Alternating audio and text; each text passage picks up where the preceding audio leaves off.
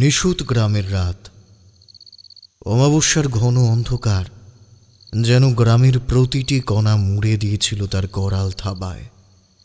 শুধু তাই নয়, আকাশেও ছেয়ে রয়েছে কালো মেঘের স্তর। তাদের উপস্থিতি ভেদ করে নক্ষত্রের পক্ষে সম্ভব ছিল না গ্রামের আনাচে কানাচে নিজেদের অস্তিত্বকে ছড়িয়ে দেওয়ার। চারিদিক জুড়ে কেবল বিরাজ করছিল এক গাঢ় নীরবতা, যেন তার সামান্যতম ভঙ্গ হলে নেমে আসবে গভীর ত্রাস। এমনিতে দিনের বেলায় এই গ্রামে চলে ব্যস্ততা, সবাই যে যার কাজে ব্যস্ত থাকে। লোকজনের ভিড়ে বোঝাই সম্ভব নয় যে রাতের আঁধারে এখানে এতটা নিস্তব্ধতা বিরাজ করতে পারে। কিন্তু এই গ্রামের এটাই নিয়ম। সারাদিনে গোটা গ্রাম জুড়ে যতই কলতান চলুক না কেন, সন্ধ্যার ঠিক পরপরই গ্রাম জুড়ে নেমে আসে এক অপার্থিব নিস্তব্ধতা। সবাইকে সন্ধ্যার মধ্যেই ফিরে আসতে হয় তাদের নিজ নিজ ঘরে। খাওয়া দাওয়া সেরে একটি নির্দিষ্ট সময়ের মধ্যে শুয়ে পড়তে হয়, যদিও এমন নিয়ম বিনা কারণে তৈরি হয়নি। রাত নামলে এ গ্রামের বুকে নেমে আসে বিভীষিকা। বাইরে একটিমাত্র জনপ্রাণী থাকলেও সে কোনো এক অজ্ঞাত অশুভ সত্তার হাতে মারা পড়ে ভয়ানকভাবে। সেই অশুভ সত্তাকে চাক্ষুষ কোনো গ্রামবাসী দেখার পর বেঁচে থাকেনি ঠিকই, তবে তার ব্যাপারে গ্রাম জুড়ে সকলেরই জানা। আর ঠিক এই কারণেই গ্রামের পুরোহিত মশাইয়ের বিধান অনুযায়ী সন্ধ্যার পর নারী ও পুরুষ, বিশেষত পুরুষদের বাইরে বেরোনো কঠিনভাবে নিষেধ রয়েছে। সত্যি বলতে সেই বিভীষিকা কি তা জানার জন্য প্রথম দিকে গ্রামেরই দুজন অল্প বয়সী ছেলে রাতের গভীরে বাড়ি থেকে বেরিয়ে গ্রামে টহল দিতে শুরু করেছিল। কিন্তু পরের দিন তাদের মধ্যে একজনের নিথর দেহ পাওয়া গিয়েছিল গ্রামের শেষ প্রান্তের জঙ্গলে ঘেরা একটা পরিত্যক্ত রাজবাড়িতে, আর অপরজনকে অজ্ঞানরত অবস্থায় পাওয়া যায় গ্রামের একটা কুয়োর সামনে। সকালের দিকে এক মহিলা কুয়ো থেকে জল আনতে গিয়ে ছেলেটিকে চেতনাহীন অবস্থায় দেখে গ্রামের বাকিদের ডাকে। এইসব ভাবতে ভাবতেই পুকুরের পাশের মেঠো পথ ধরে এগোচ্ছিল রতন। ছোট থেকে সেও এই নিয়মের বেড়াজালে বন্দী হয়ে গিয়েছিল, কিন্তু বড় হওয়ার সাথে সাথে নিজের ভাবনার মধ্যে কিছুটা হলেও পার্থক্য এসেছে। বর্তমানে সে সদরের একটা মেডিকেল কলেজের 3য় বর্ষের ছাত্র। চিন্তাভাবনার মাঝেও প্রসারণ ঘটেছে।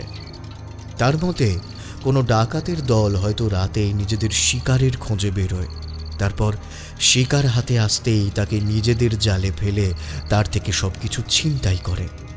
তারপর তাকে শেষ করে কখনো গ্রামের মধ্যিখানের বট গাছে ঝুলিয়ে দেয়, আবার কখনো বা পুকুরে ভাসিয়ে দেয় তার নিথর দেহখানা। অনেক সময় সেই মৃত ব্যক্তির নিথর দেহের সন্ধান মেলে জঙ্গলের ঠিক মাঝখানে থাকা পরিত্যক্ত রাজবাড়ির সামনে। আচমকাই দুপাশের বাঁশ ঝাড়গুলো বাতাসের তীব্রতায় দুলতে শুরু করল, আর তাদের শুকনো পাতার ঘর্ষণে সৃষ্টি হয়েছিল অদ্ভুত এক মর্মর শব্দের। দ্রুত সাইকেল চালাচ্ছিল রতন, আর তার মাঝেও অতি সাবধানে ধরে রেখেছিল টর্চটা। তার মৃদু আলোতে কেবলমাত্র সামনের মাটিটুকুই দৃশ্যমান ছিল রতনের কাছে, আর বাকি সবটাই ডুবেছিল গভীর রহস্যময় অন্ধকারের বুকে। সামান্য গা ছমছম করে উঠল রতনের। অশরীরই হোক কিংবা ডাকাত, বিপদ দুটোতেই। আসলে সন্ধ্যার আগেই ওর গ্রামে ফিরে যাওয়ার কথা ছিল, কিন্তু আচমকাই রাস্তার ঠিক ডান পাশ ধরে একটা অবয়বকে ছুটে আসতে দেখল সে। চমকে সাইকেলের ব্রেক কষল রতন। দেখল একটি মেয়ে, শাড়ি পরিহিতা, আলুথালু চুলে মেয়েটিকে বেশ বিভ্রান্ত আর ভয়ার্ত দেখাচ্ছিল। রতনকে দেখা মাত্রই সে ক্রন্দনরত কণ্ঠে বলে উঠল, দয়া করে আমায় সাহায্য করুন, দুটো লোক আমার পিছু নিয়েছে, এত রাতে ওদের থেকে কিভাবে নিচে বাড়ি পর্যন্ত যাব কিছু বুঝতে পারছি না আমি।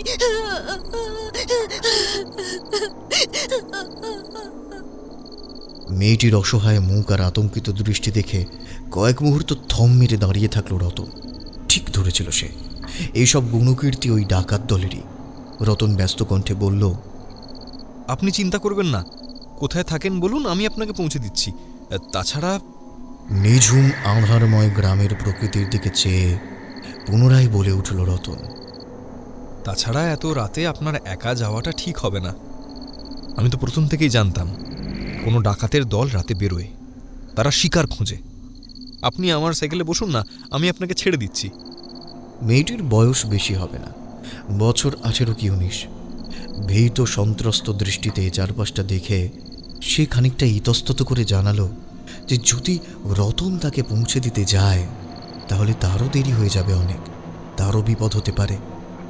রতন ম্লান হেসে বলল, সে দেখা যাবে, আপনাকে আগে বাড়ি তো ছেড়ে দিই, আসুন। মেয়েটি রতনের পিছনে সাইকেলে উঠে বসল। এমন সময় একটা অদ্ভুত সুন্দর মিষ্টি ঘ্রাণ নাকে এলো রতনের।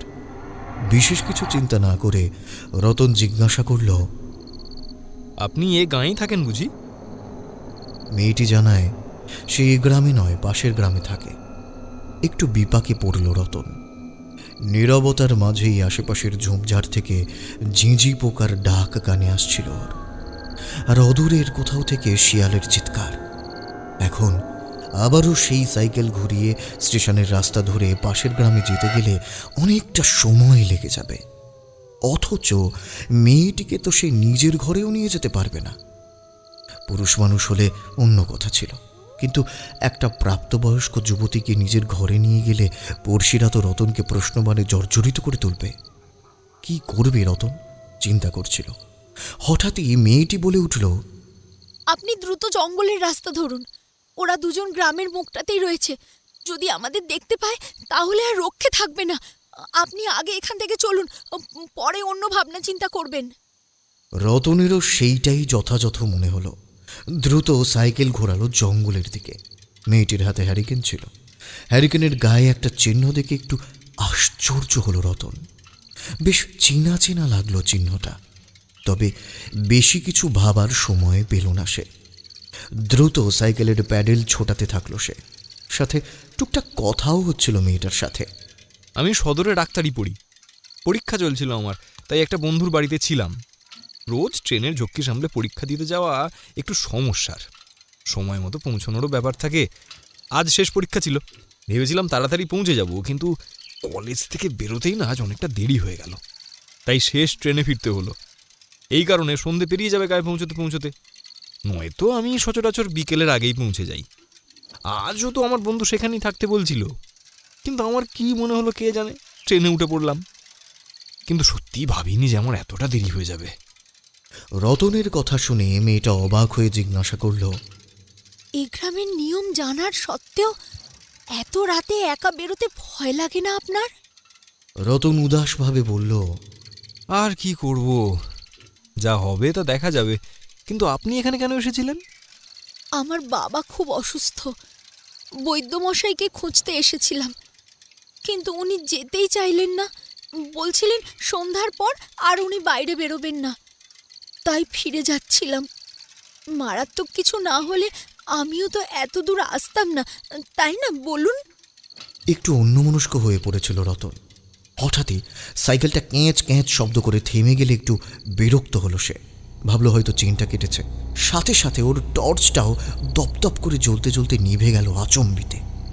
একটু ইতস্তত করে মেয়েটি বলে উঠল, যা, আমার হ্যারিকেনটাও নিভে গেল।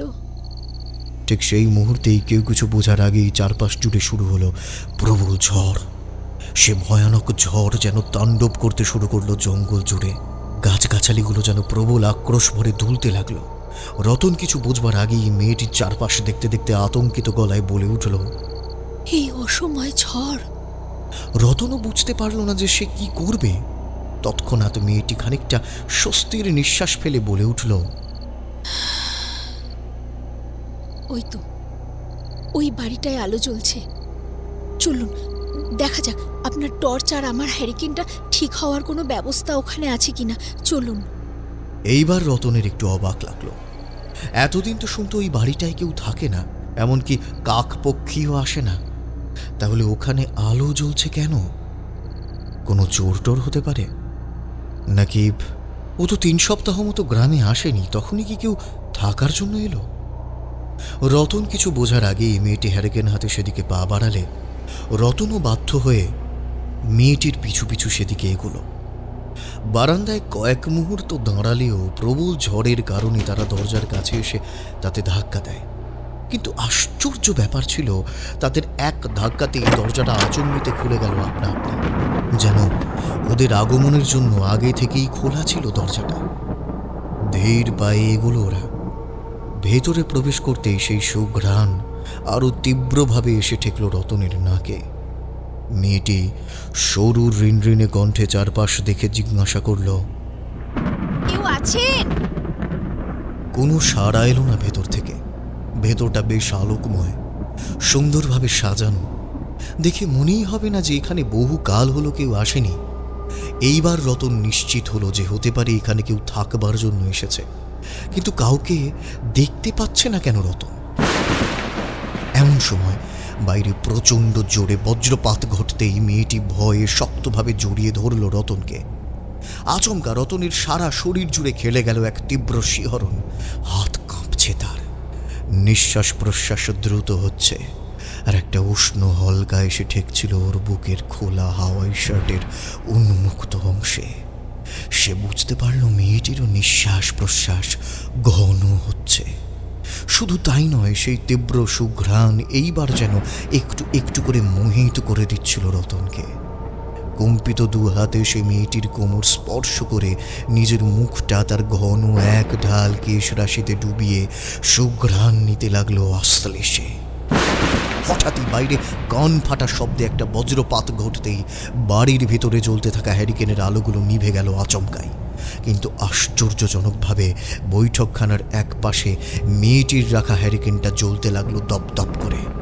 রতনের যদিও সেই সবে বিশেষ কোনো লক্ষ্য নেই, একাধারে এক বিমোহিত সুঘ্রাণ, অন্যদিকে এই অপার্থিব সৌন্দর্য, এমন এক অপ্রত্যাশিত ঘনিষ্ঠতা তাকে যেন পরম সুখের মাঝে ভাসিয়ে নিয়ে যেতে লাগলো মুহূর্তেই।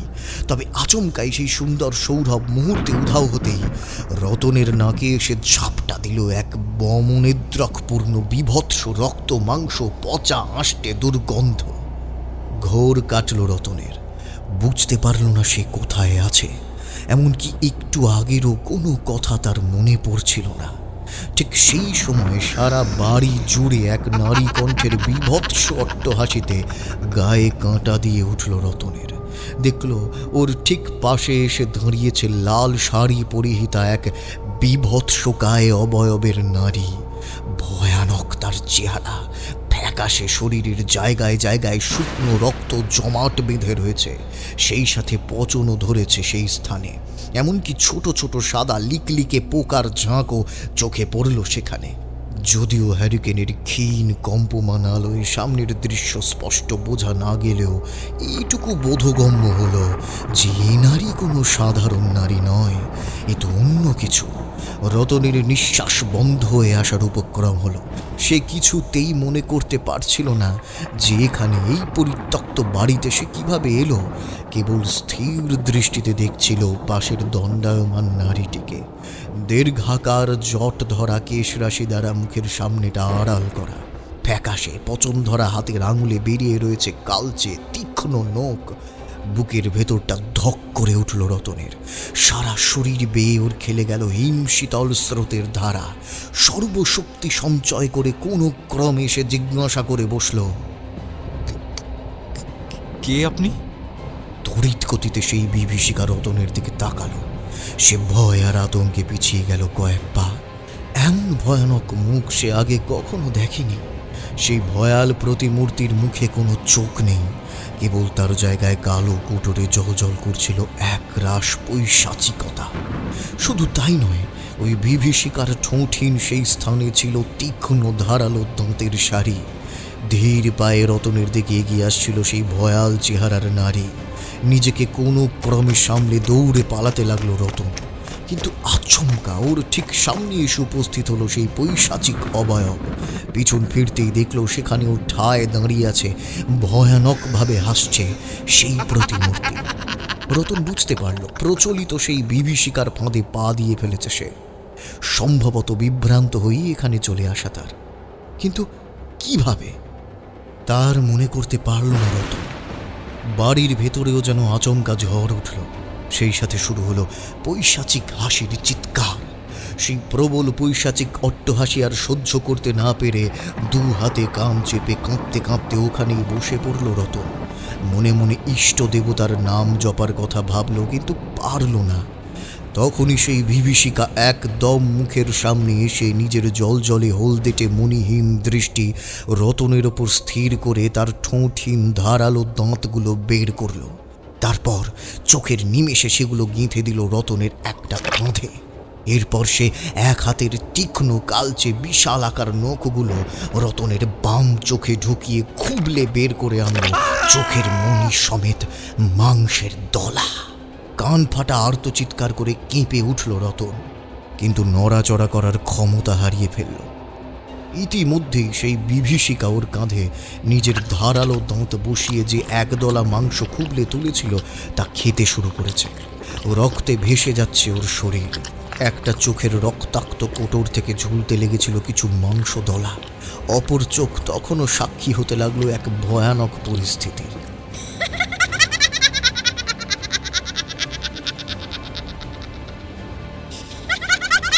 এমন সময় পৈশাচিক নারী অট্টহাসি, এক যুবকের চিৎকার আর রক্তের আষ্টে গন্ধ ছড়িয়ে পড়তে লাগলো সেই পরিত্যক্ত দানবরূপী বাড়ির আনাচে কানাচে।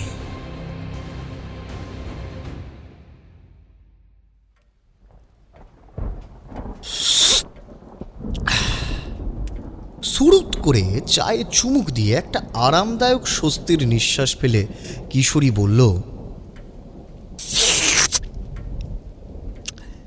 আহ, অপূর্ব। না, সত্যি বলছি ভাইয়া, অপূর্ব। আমিও চায়ে চুমুক দিয়ে মুচকি হেসে বললাম, জানি তো। বুঝলে বিভূতি, বৌঠানের হাতে তৈরি এই অপূর্ব চায়ের স্বাদটা নেব বলেই বারংবার তোমার বাড়ি ছুটে আসি। কি বুঝলে? প্রশ্নটা করে আপন মনেই হেসে উঠল কিশোরী। আমিও তার কথায় মৃদু হেসে বললাম, সে তো বুঝলাম, তবে তোমার চা খাওয়া কি শেষ হলো? তাহলে আমরা বেরোতে পারি আর কি। বাইরে আপাতত বৃষ্টিটা একটু ধরেছে, যদি আবারও মুষলধারে নামে তাহলে আবার তারানাথের ওখানে যেতে দেরি হয়ে যাবে। এমন সময় গিন্নি এসে বৈঠকখানায় দাঁড়ালে কিশোরী একগাল হেসে উঠল তাকে দেখে। সত্যি বৌঠান, এতক্ষণ তোমার উনিকে এ কথাই বলছিলাম যে তোমার হাতের তৈরি চায়ের কোনো তুলনাই নেই, বুঝলে? গিন্নি মৃদু হেসে জবাব দিল, তাহলে একটু গরম বেগুনি ভাজি আর একবার না হয় চায়ের সাথে খাওয়াই যাবে। উৎসাহিত কিশোরী কিছু বলার আগেই আমি উঠে ছাতাটা বের করতে করতে বললাম, আবার অন্য একদিন গিন্নি, তারানাথের ওখানে যেতে হবে, আর দেরি করা চলবে না, না হলে কিন্তু খুব রাগ করবেন ঠাকুরমশাই। কিশোরীও ব্যস্ত হয়ে চায়ের কাপ রেখে উঠে দাঁড়াল। বেশ তো, চলো তবে বৌঠান, পরের বার এসে তোমার হাতের গরম গরম বেগুনি আর পেঁয়াজি ভাজা খাবো, কেমন? আজ উঠি, হ্যাঁ? মৃদু হেসে মাথা নাড়ল গিন্নি। অবশেষে তাকে বিদায় জানিয়ে আমরা ছাতা মাথায় রওনা দিলাম মঠ লেনের উদ্দেশ্যে। এদিকে তারানাথের বাড়ির গলির মুখটায় আসতেই দেখলাম গুমটি দোকানটা এই বৃষ্টিতেও একটু খোলা। আমি তাড়াতাড়ি হাঁক পারলাম, আরে ওহে কিশোরী, গরম পেঁয়াজি আর বেগুনি ভাজছে, এই দেখো। আজ না হয় দোকানের ভাজা পেঁয়াজি আর বেগুনির স্বাদ দাও, কি বলো? হ্যাঁ। আমার কথা শুনে আর কৃত্রিম হাসি হেসে কিশোরী বলে উঠল, নাও তবে। হ্যাঁ শোনো, দু একটা বেশিই নিও, আমি ততক্ষণে পাসিং শোটা কিনে নিই। ওই দেখো, বৃষ্টিটা কিন্তু আবারও বাড়ছে, তাড়াতাড়ি চলো ভাইয়া। অতঃপর তেলে ভাজা পাসিংশ কিনে আমরা তারানাথের বাড়ি এসে যখন উপস্থিত হলাম তখন বৃষ্টি শুরু হয়ে গিয়েছিল। চারি দরজা খুলে বরাবরের মতো হাসতেই কিশোরী তেলে ভাজার পুঁটুলি ওর হাতে ধরিয়ে দিয়ে বলল, না, একেবারে গরম গরম আছে। ঠাকুরমশাই কোথায়? ভেতরে নাকি? বাবা ভেতরে আছে, আসুন। চারির সাথে কথা বলতে বলতে কিশোরী ভেতরে ঢুকল। আমিও ছাতা বন্ধ করে বাড়ির ভেতরে এলাম। তারপর সোজা চলে এলাম বৈঠকখানায়। দেখলাম তারানাথ ভেতরের ঘরে বসে কী সব জানি লেখালেখি করছে। বোধহয় জ্যোতিষ চর্চারই কোনো কাজ করছিলেন।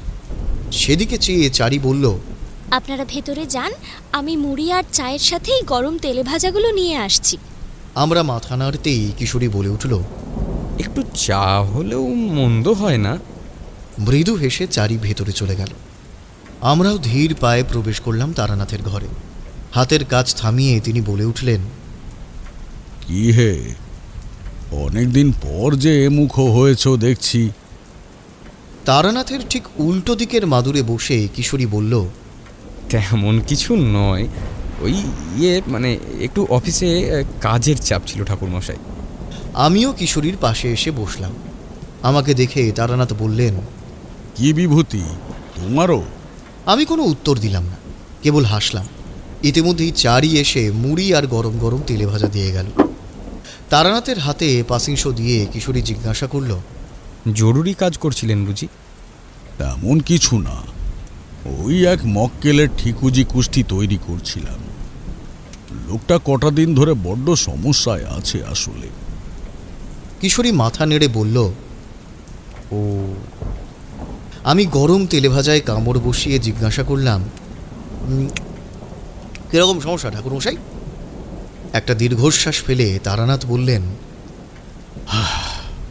ওই আর কি, ব্যবসায় ক্ষতি, ধার দেনা, পারিবারিক দুশ্চিন্তা, অশান্তি, এইসবে জর্জরিত হয়ে আমার কাছে এসেছিল।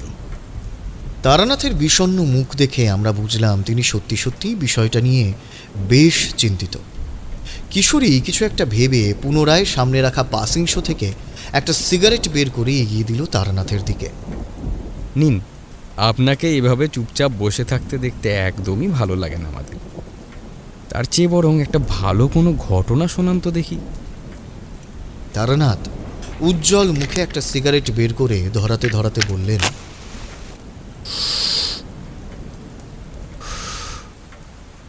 এইটা বেশ বলেছ, তোমরা এলে সত্যি আমার মনটা ভালো হয়ে যায়।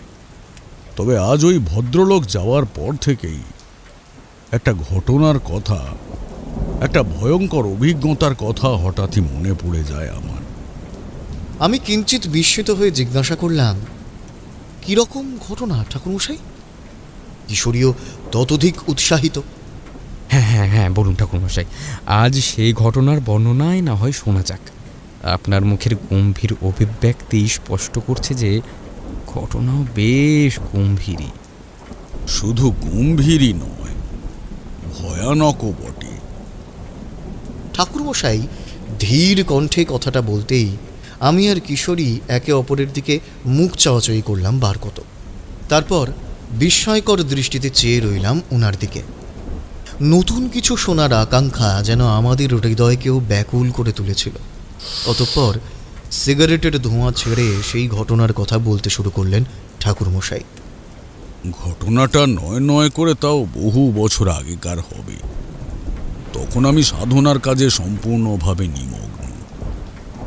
বাংলার নানান জায়গায় ঘোরার সাথে সাথে একাধিক শ্মশানঘাটের বিভিন্ন সাধু সন্ততিদের সাথে ওঠা বসা থেকে শুরু করে বহু অঘরীদের থেকে নতুন নতুন কিছু শেখা, সব কিছুই তখন আমার জীবনের সাথে ওতপ্রোতভাবে জড়িয়েছিল। অজানাকে জানার চাহিদা আর অদেখাকে দেখার একাগ্র ইচ্ছে তখন আমার মনকে ব্যাকুল করতে উদ্যত। ঠিক এমনই একটা সময় ঘটল সেই অভাবনীয় ভয়ানক ঘটনাটা। আমি সেই সময় বাঁকুড়ার এক শ্মশানঘাটে সাধনার কাজ করছি আর দিন কাটাচ্ছি। শ্মশানঘাট হলেও জায়গাটা কিন্তু ভারী মনোরম আর প্রশান্তিদায়ক ছিল। বট আর অশ্বত্থ গাছের সমাহার, এক পাশ দিয়ে বয়ে চলা সুনয়নী নদীর বিহবলতা আর বাতাসে প্রশান্তির ছায়া, মোহিত হয়ে জপ করার মতো এক পরিবেশ। শ্মশানের ঠিক একপাশে অবস্থিত ছিল এক শ্মশানকালীর মন্দির। সেইখানকার পুরোহিত মশাইদের সাথে ভালোই আলাপ জমেছিল আমার। তা ততদিনে অনেক সাধু সন্ন্যাসী যাদের সঙ্গে আমি কার্যক্রম করতাম তারা অন্যত্র বিদায় নিয়েছেন। একদিন পুরোহিত মশাই এসে জানালেন ওনার গ্রামের জমিদার ইন্দ্রনীল ঠাকুরের একমাত্র ছেলে প্রণয় কোনো এক অজানা রোগে অদ্ভুতভাবে শুকিয়ে যাচ্ছে। আমার কাছে সাহায্য চাইলে আমি আর বারণ করতে পারি না। এরপর পুরোহিত মশাই আমাকে জমিদার বাড়িতে নিয়ে আসেন। আমি প্রণয়কে দেখি আর তারপর তারানাথ এক মুহূর্তের জন্য থামলে কিশোরী জিজ্ঞাসা করল, তারপর আমার মনে হয় ছেলেটাকে প্রেতাত্মাই ধরেছিল, তাই না? মাথা নেড়ে ইশারায় অসহমত জানিয়ে তারানাথ বললেন, না, ছেলেটাকে শুকনো বান মারা হয়েছিল, আর সেটা মেরেছিল জমিদার বাবুর এক শত্রুপক্ষের পরিবারের থেকে। যাই হোক, আমার সামনে সমস্ত অশুভ শক্তি পরাজয় স্বীকার করতে বাধ্য। এত সহজে তো আমি হার মানবার মানুষ নই। আমি একটু অবাক হয়ে বললাম, তাহলে ঠাকুরমশাই আজকের ঘটনা কি এটাই? তারানাথ ব্যস্ত কণ্ঠে বলে উঠল, আরে না না, এসব অভিজ্ঞতার কথা তো তোমাদের সাথে আগেই ভাগ করে নিয়েছি আমি। আসলে প্রণয়কে সুস্থ করার পর আমি যখন জমিদার বাড়ি থেকে বিদায় নেব করছি, তখন জমিদার ইন্দ্রনীল বাবুর একান্ত অনুরোধে কটা দিন ওনার বাড়িতেই থেকে যেতে হলো। আসলে প্রতি কৌশিকী অমাবস্যায় ভদ্রলোকের বাড়িতে কালী পুজো হতো। মা কালীর একনিষ্ঠ ভক্ত ছিলেন জমিদার ইন্দ্রনীল ঠাকুর। বাড়ির দালানে বিশাল আকায় এক শ্যামাকালীর মূর্তি ছিল ওনার, তারই পুজো হতো। এছাড়া নিত্য পুজো ও অন্যান্য পুজো তো হতোই, তবে কৌশিকী অমাবস্যার পুজোটা ছিল জমিদার বাড়ির জন্য সবচেয়ে জরুরি একটা পুজো। যাই হোক, পুজোর কিছুদিন পরের ঘটনা। একদিন সন্ধ্যায় আমি মন্দিরের সামনে বসে আরতি দেখছি। হঠাৎই প্রণয় একটি ছেলেকে সাথে নিয়ে আমার কাছে এলো। ছেলেটি সম্ভবত প্রণয়েরই বয়সী। আমি জিজ্ঞাসু চোখে প্রণয়ের দিকে চাইতেই প্রণয় বলে উঠল, নমস্কার ঠাকুরমশাই, এ আমার বন্ধু সমীর, এই কয়েকটা গ্রাম পরেই থাকে। আমি সাবলীলভাবেই ছেলেটির দিকে চেয়ে বলে উঠলাম, আচ্ছা আচ্ছা, তো বলো, হঠাৎ তোমরা এখানে, কিছু বলবে? প্রণয় এক ঝলক সমীরের দিকে চেয়ে আমার উদ্দেশ্যে বলল, বলো কি বলবে তুমি? সমীরকে তখনও চুপ থাকতে দেখে শুরুটা প্রণয়ই করল। এই সমস্যাটা আমারই বন্ধু সমীরের, মানে একটা অদ্ভুত সমস্যার মুখোমুখি পড়েছে ওর গ্রামের লোকেরা। আমি অবাক হয়ে জিজ্ঞাসা করলাম, কি সমস্যা, আমাকে খুলে বলো তোমরা। প্রণয় সমীরের দিকে ইঙ্গিত করে বলল, এই তুই বল না তাহলে। এই বলে সে আমার দিকে চেয়ে বলে, এখানে এত লোকের মাঝে তো ঠাকুরমশাই বলা সম্ভব নয়, আপনারা বরং আমার ওখানে চলুন, বৈঠকখানায় বসে ভালোভাবে কথা বলা যাবে। এই বলে প্রণয় আমাদের জমিদার বাড়িতে নিয়ে এলো। বৈঠকখানায় সমীরের ঠিক উল্টো দিকে বসলাম আমি। প্রণয় বসেছিল আমাদের ঠিক মধ্যিখানে। আমি একটা দীর্ঘশ্বাস ফেলে জিজ্ঞেস করলাম, বলো কি বলবে তোমরা? একটু গলা খাঁকড়ে সমীর শুরু করল, আসলে কোথা থেকে কিভাবে শুরু করব ঠিক বুঝতে পারছি না। তাও বলি, বেশ কিছু বছর হলো একটা বিষয় আমাদের গ্রামে ঘটে চলেছে। তা হলো, অমাবস্যার রাতে গ্রাম থেকে একজন করে ব্যক্তি উধাও হয়ে যাচ্ছে এবং তার ভয়ানক মৃতদেহ উদ্ধার হচ্ছে গ্রামের বিভিন্ন জায়গা থেকে। একটু অবাক হয়ে আমি জিজ্ঞেস করলাম, মানে একটু খুলে বলো তো আমাকে সবটা। সমীর বলতে শুরু করলো, আমার গ্রামের নাম অরণ্যমন গ্রাম। যদিও এত বছর হয়ে গেছে আমরা ওই গ্রামে থাকি না, তবে আমাদের ভিটেমাটি ওইখানেই রয়েছে। আমার বাবাকে অল্প বয়সেই চাকরির সূত্রে সদরে চলে যেতে হয়। এমনকি বিয়ের পর বাবা আমার মাকেও সদরে নিয়ে যায়। তারপর থেকে ওই প্রয়োজন বিশেষেই বাবা গ্রামে যেত, তবে কখনো বেশি দিন থাকতো না, সদরে ফিরে আসতো। এমনকি আমরাও খুব একটা গ্রামের ভিটেতে যাইনি। এমনিতে ওখানে থাকার মধ্যে আমার দাদু ঠাকুমা এককালে থাকতেন, তবে বাবার বিয়ের পরপরই দুজনই বছর দুয়েকের পার্থক্যে মারা যান। এরপর থেকে আমাদের গ্রামের ভিটেতে আসা কমে গেছিল। এক কাকা আছে আমারও, সেও বিয়ে থা করে সন্তান সন্ততিদের নিয়ে অন্য গ্রামে থাকে। যেহেতু এখন আর গ্রামে আসা হয় না তেমন, তাই এইবার আমার বাবার উদ্যোগেই কৌশিকী অমাবস্যায় বাড়িতে কালী পুজো করার কথা ভেবেছিলাম আমরা। সেই মতো কাকাদেরও নেমন্ত্রণ পাঠানো হলো আমাদের বাড়ির পুজোতে আসার জন্য। সমীরের কথার মাঝেই প্রণয় বলল, আসলে কিছুদিনের মধ্যেই ওরা গ্রামের বাড়িটা বিক্রি করে পাকাপাকিভাবে এই সদরে থাকা শুরু করবে। তাই শেষবার ওই পৈতৃক ভিটেতে একটা কালী পুজো করতে চেয়েছিল ওরা, কিন্তু আমি হাত নেড়ে প্রণয়কে থামার ইঙ্গিত দিলাম। তারপর গম্ভীর উদ্দেশ্যে সমীরকে বললাম, যেহেতু ঘটনাটা তোমার, তাই তুমিই বলো, তোমার মুখেই আমি শুনতে চাই সবটা। সমীরের মুখে নেমে এলো এক অবর্ণনীয় আতঙ্কের পরিছাপ। কোনো রকমের ঢোক গিলে সে শুরু করলো, কৌশিকী অমাবস্যার রাত আমাদের পুজো শেষ হতে হতে তাও প্রায় 2:30-3টে বেজে গেছিল।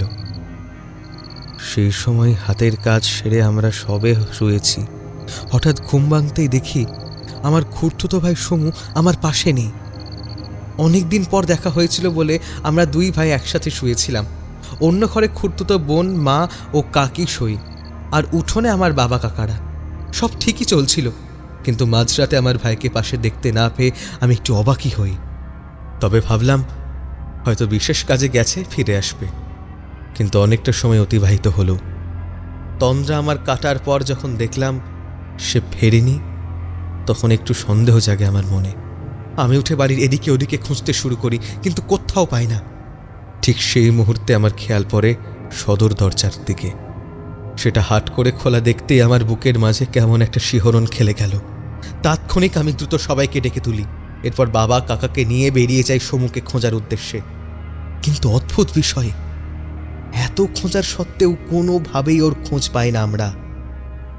সারা রাত গোটা গ্রাম তন্ন তন্ন করে খোঁজার পর ক্লান্ত হয়ে যখন বাড়ি ফিরেছি, তখন গ্রামেরই এক ব্যক্তি খবর দিল সমুকে গ্রামের একদম শেষ প্রান্তের জঙ্গলটার সামনে পড়ে থাকতে দেখা গেছে।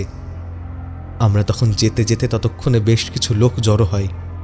ঠাকুরমশাই, আপনি বললে বিশ্বাস করতে পারবেন না, সমুর ফ্যাকাশে হয়ে যাওয়া শরীরের সর্বত্র ছিল আঁচড়ের দাগ। মুখটা অর্ধক্ষত বিক্ষত, ফ্যাকাশে শরীর দেখেই অনুমেয়। দেহে বিশেষ রক্তের অস্তিত্ব ছিল না। আমার কাকা পাগলের মতো ছেলের কাছে ছুটে যায়। আপন মনেই ছেলেকে জড়িয়ে ধরে চিৎকার করে ওঠে, এসব কি? হ্যাঁ, এসব কিভাবে হলো? সমু, এই সমু, এই সমু! আমি আর বাবাও ধীর পায়ে সামনে এগোতেই অবাক হয়ে যাই সমুর বিভৎস অর্ধমৃত শরীরটা দেখে। নিজের আঙুলটা সমুর নাকের কাছে এনে বুঝেছিলাম ছেলেটার ক্ষীণভাবে হলেও নিঃশ্বাস পড়ছে। আমি দ্রুত হাসপাতালে নিয়ে যাওয়ার পরামর্শ দিই, তবে সেখানে নিয়ে যেতে যেতেই অনেকটা সময় লেগে যাবে, গ্রামের থেকে বেশ দূরে। কাজেই গ্রামবাসীরা নিজেদের মধ্যে আলোচনা করে সিদ্ধান্ত নিল প্রথমে সমুকে স্থানীয় বৈদ্যমশাই চাণকবাবুর কাছে নিয়ে যাওয়া হবে। তারপর সেখানে প্রাথমিক চিকিৎসা সম্পূর্ণ হলে তবে হাসপাতালের উদ্দেশ্যে রওনা করা যাবে।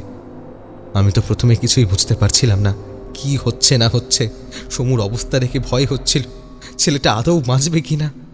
গ্রামবাসীদের কানাঘুষোর মাঝে টুকটাক কথা কানে আসছিল যে আরও একটা নৃশংস ঘটনার শিকার হলো এই গ্রাম। প্রতি অমাবস্যায় যেন বিভীষিকা হয়ে নেমে আসে এই গ্রামের বুকে, ইত্যাদি ইত্যাদি। সমুর প্রাথমিক চিকিৎসার পর চাণকবাবু বললেন অবস্থা খুবই খারাপ, এক্ষুনি স্থানীয় হাসপাতালে ভর্তি করতে হবে। শুধু তাই নয়, রক্তও দিতে হবে। শরীরে নাকি রক্তের পরিমাণ অত্যধিক কম। আমার বাবা, কাকা আর কিছু গ্রামবাসী মিলে সমুকে হাসপাতালের উদ্দেশ্যে রওনা দিল। আমি কিছুক্ষণ চাণকবাবুর ওখানেই বসেছিলাম, টুকটাক কথা হচ্ছিল। হঠাৎই ভদ্রলোক এক অদ্ভুত তথ্য দিলেন আমায়। এই ব্যাপারটা সম্পর্কে ততটা জ্ঞান ছিল না আমার। হতে পারে আমার বাবা কাকারা জানতেন আর সেই কারণেই ওই গ্রাম ছেড়েছিলেন। বুঝলে সমীর, তোমার ভাই সমু মানে সোমনাথের ওপরেও সম্ভবত ওই মোহিনীর ছায়া পড়েছে। তবে ঈশ্বর সহায়, প্রচণ্ড ক্ষতির ওপর দিয়ে ফাঁড়াটা গেলেও প্রাণে বাঁচতে পেরেছে ছেলেটা। যদিও এখনো পর্যন্ত প্রাণে বেঁচে যাওয়ার সম্ভাবনা থাকলেও সবটা হাসপাতালের চিকিৎসার ওপর নির্ভর করছে। কি যে হবে এই গ্রামের। চানকবাবুর কথায় আমি আশ্চর্য হয়ে জিজ্ঞেস করি, সে কি, আপনি এমন কথা বলছেন কেন বৈদ্যমশাই? আর এই মোহিনীই পাকে? আমি তো কিছুই বুঝতে পারছি না। চানকবাবু একটা ভারী দীর্ঘশ্বাস ফেলে বললেন, গ্রামবাসীদের মাঝে বহু বছর ধরে প্রচলিত হয়ে আসছে এই কাম পিশাচিনী মোহিনীর কথা। একবার যে সেই কুহকিনীর সুরেলা কণ্ঠ শুনতে পায়, সে আর সুস্থ থাকে না। হয় উন্মাদ হয়ে যায়, নতুবা হারিয়ে যায় মৃত্যুর অতল গহ্বরে। এভাবে কত বছর ধরেই তো গ্রামের একের পর এক অল্প বয়সী যুবকেরা প্রাণ হারিয়েছে। জনা কয়েক প্রাণ না হারালেও তাদের অবস্থা এমন হয়েছে যে চোখে দেখবার নয়। এতটাই নির্মম অবস্থা করেছে তাদের ওই রাক্ষসী যে সন্তান জন্ম দেওয়া তো দূর, হাঁটা চলা করার মতো অবস্থা নেই তাদের। কিন্তু আজ পর্যন্ত মোহিনীর অস্তিত্ব খুঁজে পায়নি গ্রামের লোকজন। অনেকে মনে করে জঙ্গলের গভীরে যে বিরাট রাজবাড়ি রয়েছে, সেখানেই হয়তো মোহিনীর বাস। এ কারণে দিনের আলোয় তারা দুবার সেই বাড়ি জ্বালিয়ে দিয়ে এসেছিল, অথচ কিছুতেই কিছু হয়নি। দাউ দাউ করে জ্বলার পরও অদ্ভুতভাবে বাড়িটায় পোড়া দাগ পর্যন্ত আঁচড় কাটতে পারেনি। কেবল বাড়িটা এত বছর ধরে পরিত্যক্ত থাকার কারণে জরাজীর্ণ হয়েছে মাত্র। দেওয়ালের জায়গায় জায়গায় পলেস্তরা খসে ইটের কাঠামো বেরিয়ে এসেছে, ব্যাস। তাছাড়া আর কোনো রকম খুঁত বাড়িটাতে চোখে পড়ার মতো নয়। বাড়িটা ঠিক মতো সারাতে পারলে এখনো ব্যবহার করা যাবে তা। তবে একটা ব্যাপার কি জানো, বাড়িটা দুবার পোড়ানোর চেষ্টা করা হলেও মোহিনীর খোঁজ কিন্তু পাওয়া যায়নি। ভেতরে ঢুকে তল্লাশিও চালানো হয়েছিল, কিন্তু না, কোথাও কোনো নারীর মৃত বা জীবিত প্রতিমূর্তি চোখে পড়েনি। কিন্তু তার সত্ত্বেও গ্রামবাসীর দৃঢ় বিশ্বাস জঙ্গলের মাঝে থাকা ওই রাজমহলেই কামপিশাচিনী মোহিনীর বাস। অনেকেই এ গ্রাম থেকে একাকী ওই রাজবাড়ি গিয়েছিল মোহিনীকে খোঁজার উদ্দেশ্যে, কিন্তু যারা গিয়েছিল তারা আর ফিরে আসেনি। আমি জিজ্ঞাসা করলাম, রাজবাড়ি মানে ওই কুহকপুঞ্জ মহল? প্রশ্নটা করতেই শৈশবের কিছু কথা মনে পড়ে গেল আবার। বাবা সর্বদা গল্প করতেন যে এই গ্রামে একটা ভুতুরে রাজমহল আছে, নাম কুহকপুঞ্জ, যেখানে গ্রামবাসীদের যাওয়ার ওপর ছিল কঠিন নিষেধাজ্ঞা। তার মানে সেদিন বাবার বলা গল্প মোটেও গল্প ছিল না, সত্য ঘটনাকেই তিনি গল্পের ছলে বলেছিলেন। আমি আবার প্রশ্ন করলাম, আচ্ছা চানকবাবু, এই মোহিনীকে কবে থেকে এই বিপদের সম্মুখীন হচ্ছেন আপনারা? চানকবাবু কিছু মনে করার চেষ্টা করলেন, তারপর বললেন, মোহিনী নামটা বহু পুরনো। আমিও আমার বাবা কাকাদের মুখে শুনেছি, কিন্তু সচক্ষে কেউই দেখিনি। শোনা যেত রাতে কোনো পুরুষ যদি ওই রাজবাড়িতে প্রবেশ করত, তাহলে পরের দিন সকালে সেই বাড়ি থেকে সে আর সুস্থ অবস্থায় বেরোতো না। কে জানে রাতে ওই রাজবাড়িতে মানুষ কি এমন দেখত যে তার অমন অবস্থা হতো। তবে আসল ঘটনা শুরু বলো আজ থেকে প্রায় ওই 20-25 বছর আগে। অমাবস্যার রাত হলেই ঘনিয়ে আসতো মৃত্যু প্রহর, আর তার পরের দিন পাওয়া যেত চেনা কিংবা অচেনা মানুষের নিথর রক্তাক্ত ক্ষত বিক্ষত দেহ। এ অবস্থায় চলে আসছিল দিনের পর দিন।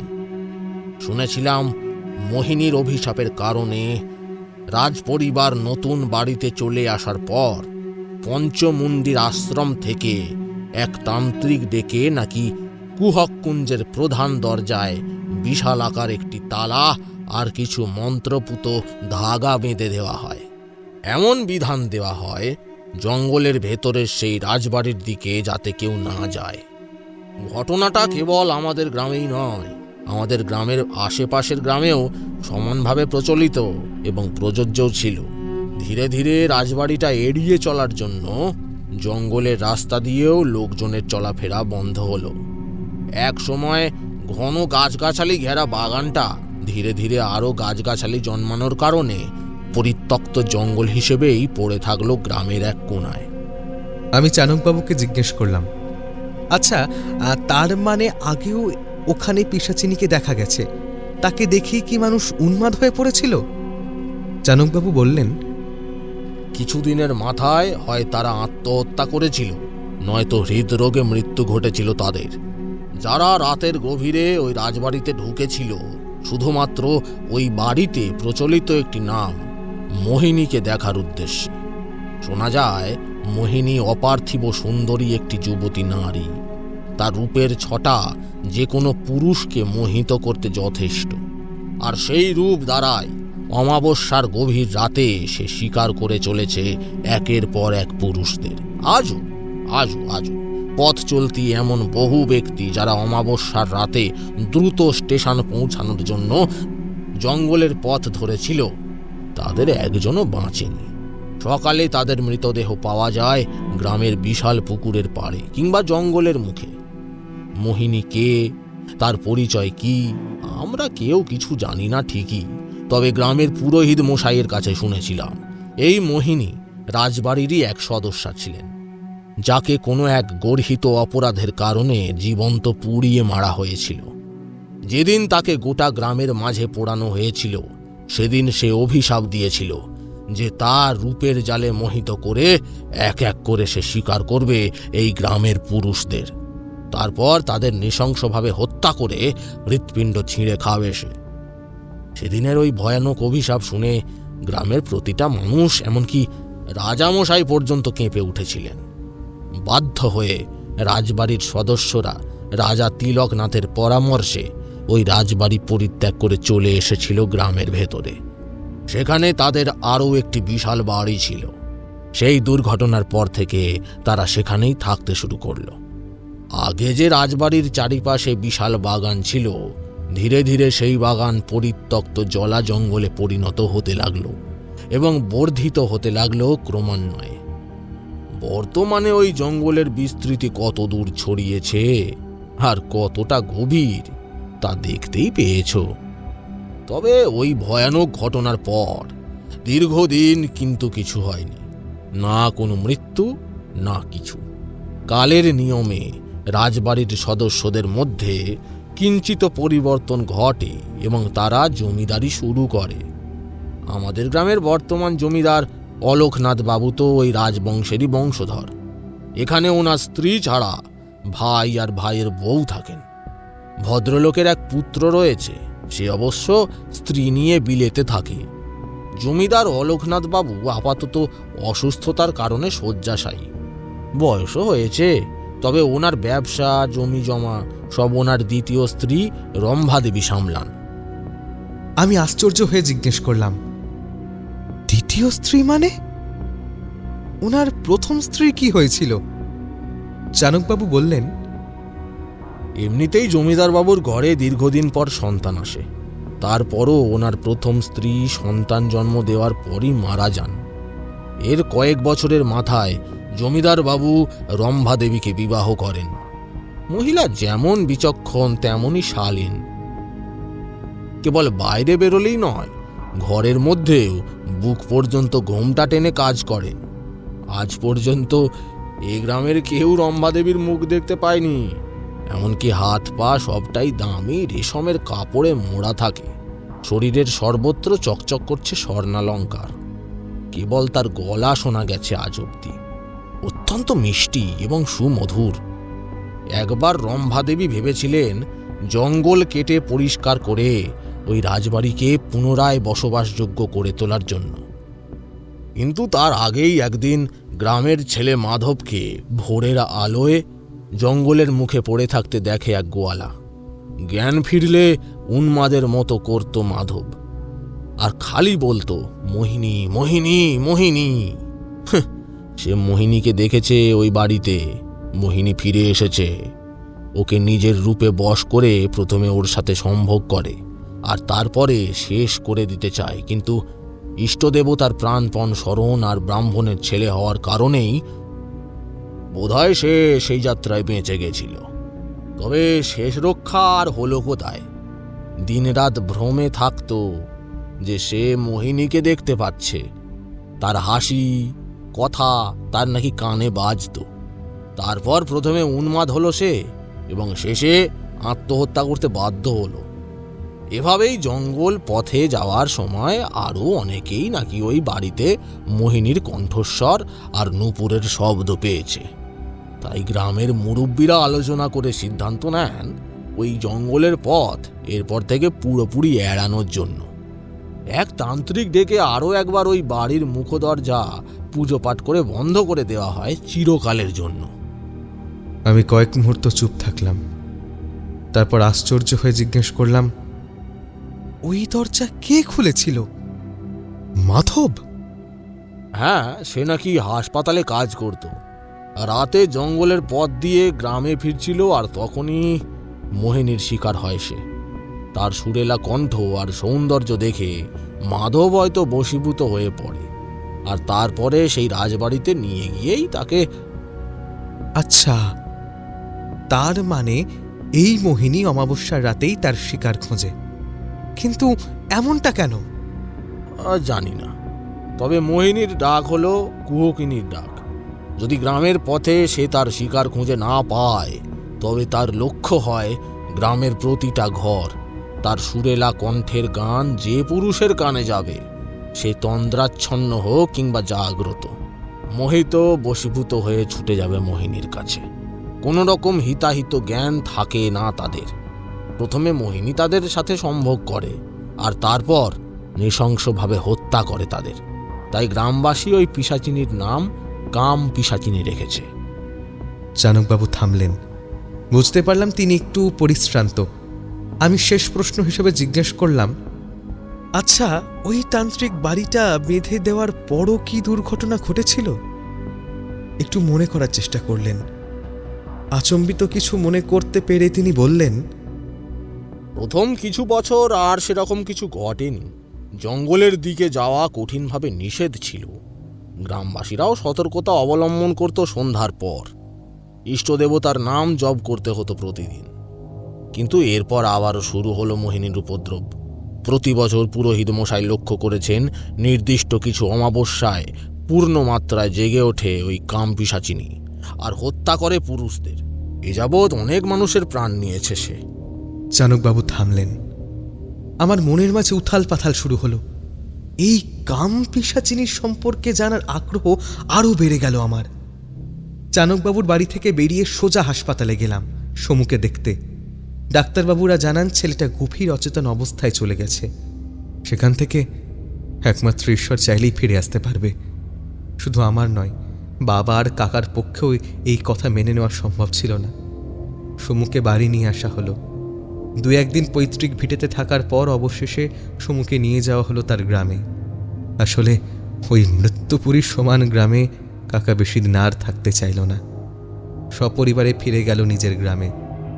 এরপর আমি খোঁজখবর নিয়ে দেখলাম বিগত 10 বছরে প্রায় 30 জন অল্প বয়সী যুবকের নৃশংস রহস্যজনক মৃত্যু ঘটেছে। বাবার থেকে জানলাম 10 বছর নয়, এমন মৃত্যু তারও অনেক আগে থেকে ঘটছে। যদিও তার তথ্য সংগ্রহ করা আমার পক্ষে সম্ভব হয়নি। এত দূর বলে থামল সমীর। আমি চিন্তিত মুখে একটা লম্বা শ্বাস ফেলে বললাম, বুঝলাম, এত বছর ধরে এমন নরক যন্ত্রণা ভোগ করছে তোমার গ্রাম, কিন্তু কোনো ব্যবস্থা নেয়নি। সমীর জবাব দিল, ঠাকুর মশাই, চানকবাবু বলেছিলেন পুরোহিত মশাইয়ের দাদা তখন গ্রামের মন্দিরের দায়িত্ব সামলাতেন। তিনি ওনার এক গুরুর আশ্রম থেকে এক তান্ত্রিককে নিয়ে এসেছিলেন, তাও আজ থেকে বছর 20-25 আগে। গ্রামে বিরাট যজ্ঞ আর পুজো পাঠ করে তিনি গ্রামটাকে বেঁধে দিয়েছিলেন। সেই 2-1 বছর গ্রামে কারো মৃত্যু ঘটেনি ঠিকই, তবে গ্রামের বাইরে পথ চলতি কয়েকটা মৃত্যু ঘটেছে, ভয়ানক। এরপর কেবল গ্রামের নয়, বহু অচেনা ব্যক্তির মৃত্যুও ঘটেছে, যাদের নিথর দেহ গ্রামের বাইরে বড় রাস্তার ওপর কিংবা ওই স্টেশনের ধারে পাওয়া গিয়েছে। তাদের কেউ সদরের বাসিন্দা, কেউ অন্য গ্রামের। জানি না ঠাকুরমশাই, কিভাবে ওই বিভীষিকাকে আটকাবো আমরা। সমীরের কথা শুনে আমার মনের মাঝে অনেক কটা প্রশ্ন ঘুরপাক খেতে লাগলো, যেগুলোর উত্তর অনুমান করলাম সমীরের পক্ষে জানা সম্ভব নয়। তবে ওর গ্রামের পুরোহিত মশাই হয়তো এই বিষয়ে অনেক কিছুই জানতে পারে। আমি গলা খাঁকড়ে জিজ্ঞেস করলাম, কি যেন নাম গ্রামটার? অরণ্যমন গ্রাম। আমি মাথা নেড়ে একটা ভারী দীর্ঘশ্বাস ফেলে বললাম, অরণ্যমন গ্রাম। আর জঙ্গলের মাঝে যে রাজবাড়ি রয়েছে তা হলো কুহুকুঞ্জ, তাই তো? আগে একটু অবাক হয়ে সমীর মাথা নাড়ে। প্রণয় আমাদের গভীর চিন্তায় ডুবে থাকতে দেখে বলে, আপনি একবার সমীরের সাথে ওর গ্রামে যান না ঠাকুরমশাই, স্বচক্ষে সবটাই দেখতে পারবেন। তবে কপালের ভাঁজটা মিলিয়ে গেল আমার। মৃদু মাথা নেড়ে বললাম, সে ঠিক আছে, তবে বিষয়টা বেশ জটিল লাগছে আমার। কিছু প্রশ্ন মাথার মধ্যে আসছে, তবে সেগুলো সমীরের পক্ষে বলা সম্ভব নয়। আচ্ছা, তোমার গ্রামের পুরোহিত মশাইয়ের সাথে কথা বলা যাবে তো? সমীর দ্রুত বলল, অবশ্যই। আমি চাণকবাবুকে বললে তিনি পুরোহিত মশাইয়ের সাথে দেখা করানোর ব্যবস্থা করে দেবেন। আমি বললাম, বেশ, তাহলে আগামীকালই রওনা দেওয়া হোক অরণ্যমন গ্রাম। দেখা যাক ঠিক কোন বিভীষিকার মুখে পড়েছে সেখানকার গ্রামবাসী।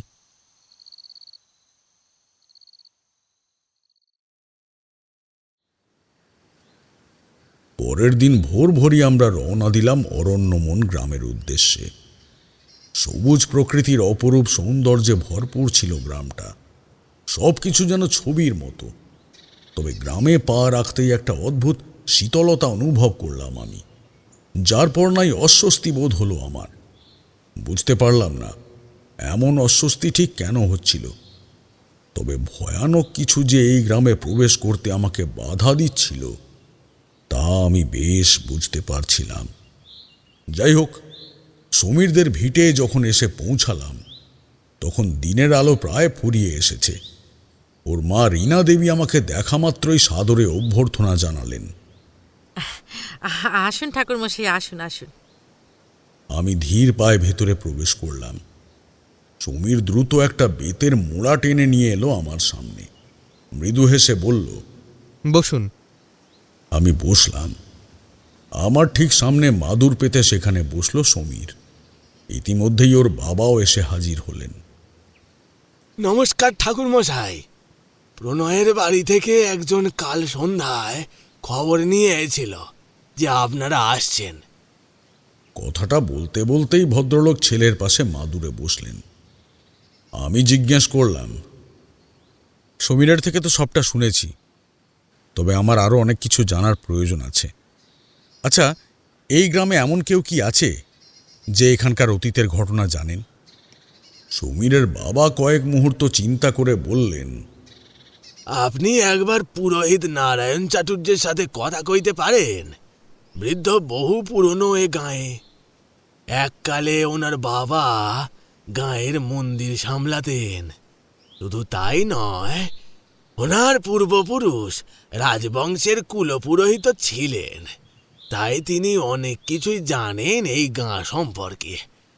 তবে আমাদের সেভাবে কখনোই কিছু বলেননি, কেবল গাঁয়ের বর্তমান অবস্থা সম্পর্কে সাবধান করেছেন।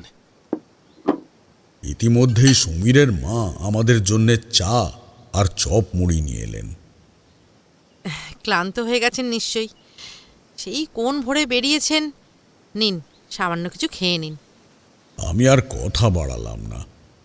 আমার মাথায় বেশ কিছু প্রশ্ন নানাভাবে এদিক ওদিক করে ঘুরতে লাগলো। আমি জিজ্ঞেস করলাম, আচ্ছা, পুরোহিত মশাইকে কখন পাওয়া যাবে? সন্ধ্যার দিকে আমি নিয়ে যাব আপনাকে ঠাকুরমশাই।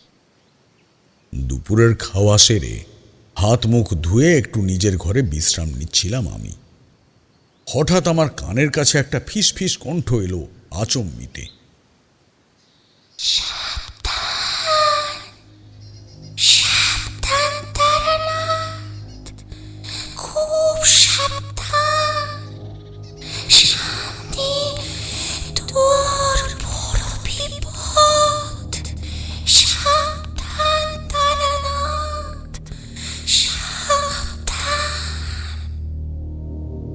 সঙ্গে সঙ্গেই চোখ খুলে গেল আমার। দ্রুত উঠে বসলাম বিছানায়। চোখের সামনে অজান্তেই মধুসুন্দরী দেবীর মুখটা ভেসে উঠল। আমি মনে মনে দেবীর নাম জপতে লাগলাম। না, এই সতর্কবার্তা কোনো সাধারণ সতর্কবার্তা ছিল না। নিশ্চয়ই এর পশ্চাতে কোনো না কোনো উদ্দেশ্যমূলক ইঙ্গিত জড়িয়ে রয়েছে, আর আমাকে সেই ইঙ্গিত কি সেটা জানতেই হবে। বিকেলের দিকে মন্দিরে আসার কথা ছিল, তবে মনটা উদ্বিগ্ন থাকায় সেখানে পৌঁছতে একটু দেরি হয়ে গেল। আমরা যখন মন্দিরের সিঁড়িতে পা রাখলাম তখন বিকেল গড়িয়ে সন্ধে হওয়ার উপক্রম। সন্ধ্যা আরতি সবে শুরু হয়েছে। পুরোহিত মশাই নারায়ণ চাটুর্যে এক ঝলক সমীরের দিকে চেয়ে হাসলেন। বৃদ্ধ আমাকেও দেখলেন, তবে সেই মুহূর্তে ওনার দৃষ্টিতে ছিল একটা অদ্ভুত জিজ্ঞাসা। আমরা গর্ভগৃহের সামনে কিছুক্ষণ বসে আরতি দেখলাম। তারপর মন্দিরের এক সেবক প্রসাদ তুলে দিল আমাদের হাতে। প্রসাদ গ্রহণ করতেই আরতি শেষে পুরোহিত মশাই আমাদের কাছে এসে জিজ্ঞাসা করলেন, সমীর না, কেমন আছো?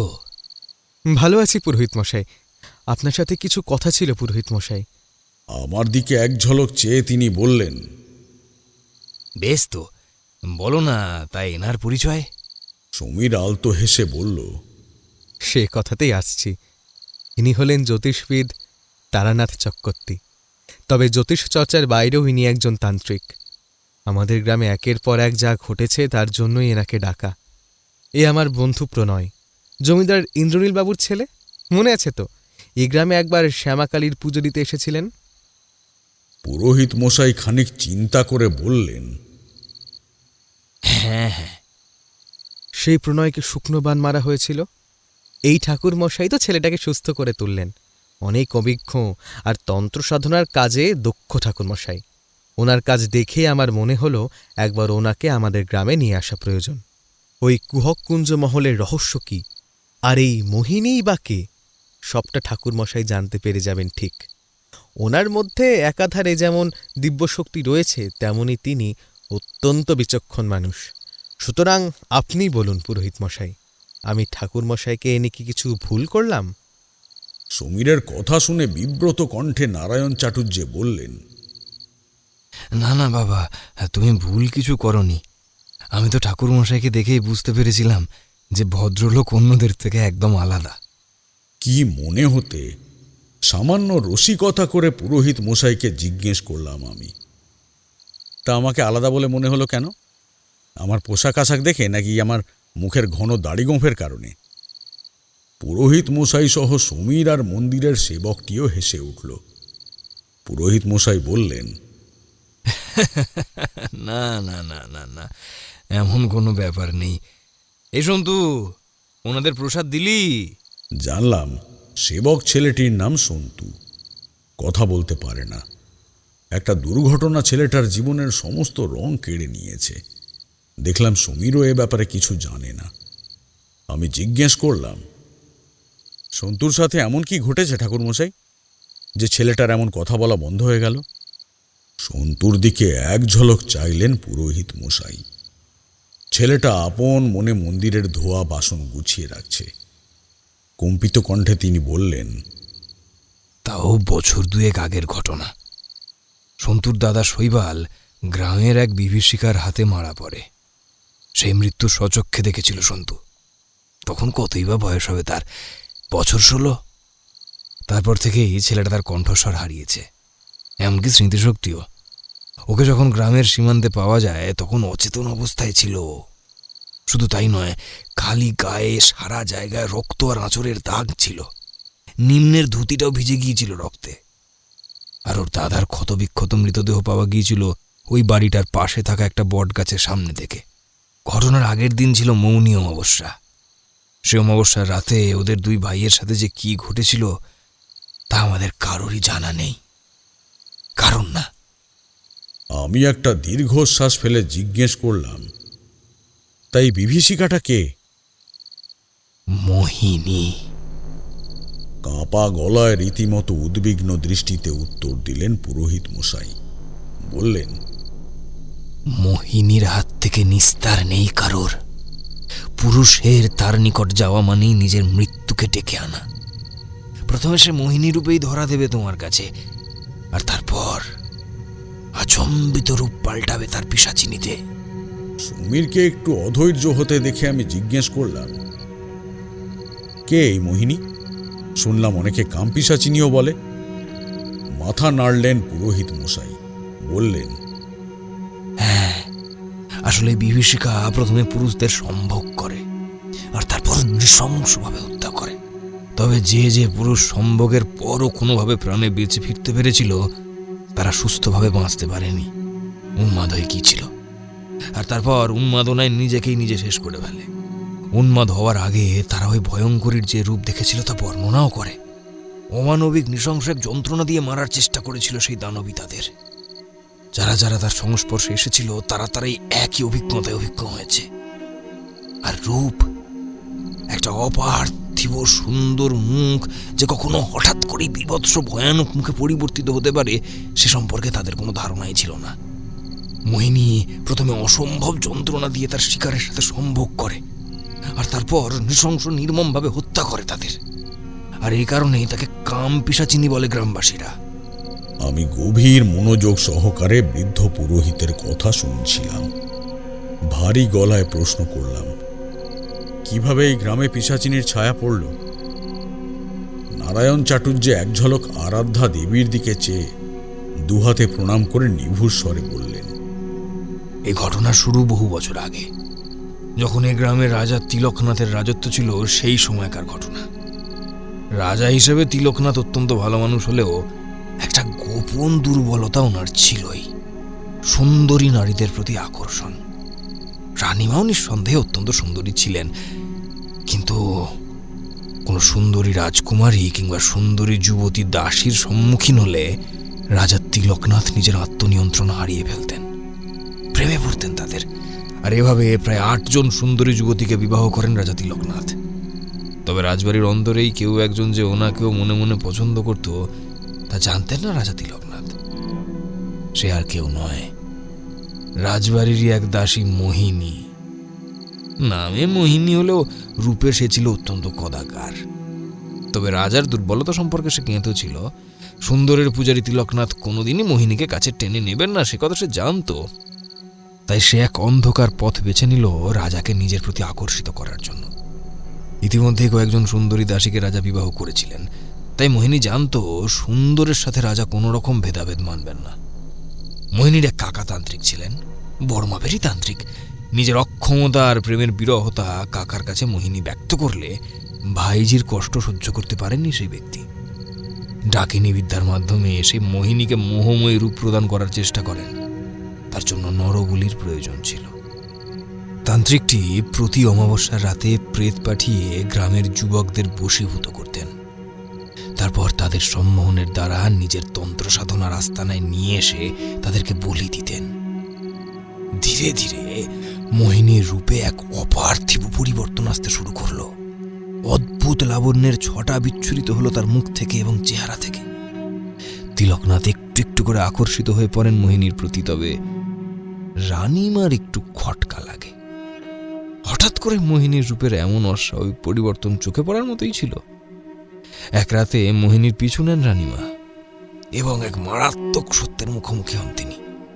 সত্যি বলতে গ্রামে একের পর এক যুবকের রহস্যজনক নিখোঁজ হওয়ার কারণে রাজা তিলকনাথ, মন্ত্রীমহল সহ গ্রামবাসী সকলেই চিন্তিত ছিল। কিন্তু তাদের জানা ছিল না সেসব নিখোঁজ হওয়া যুবকদের বলি দেওয়া হয়েছিল ইতিমধ্যেই। তন্ত্র সাধনা, বলি আর মোহিনীর ভয়াবহতা দেখে আর নিজেকে সামলাতে পারলেন না রানীমা। রাজবাড়ি ফিরে সব কথা তিলকনাথকে জানালে তিনি গুপ্তচর মারফত তদন্ত শুরু করলেন। ধরা পড়ল মোহিনী, তবে তার তান্ত্রিক কাকা পলায়ন করল। গ্রামবাসীর আক্রোশে ফেটে পড়ল মোহিনীর ওপর এবং রাজা তিলকনাথের অনুমতিতেই রাজবাড়ির সামনে একটা গাছে তাকে বেঁধে জ্যান্ত পুড়িয়ে দেওয়া হয়েছিল।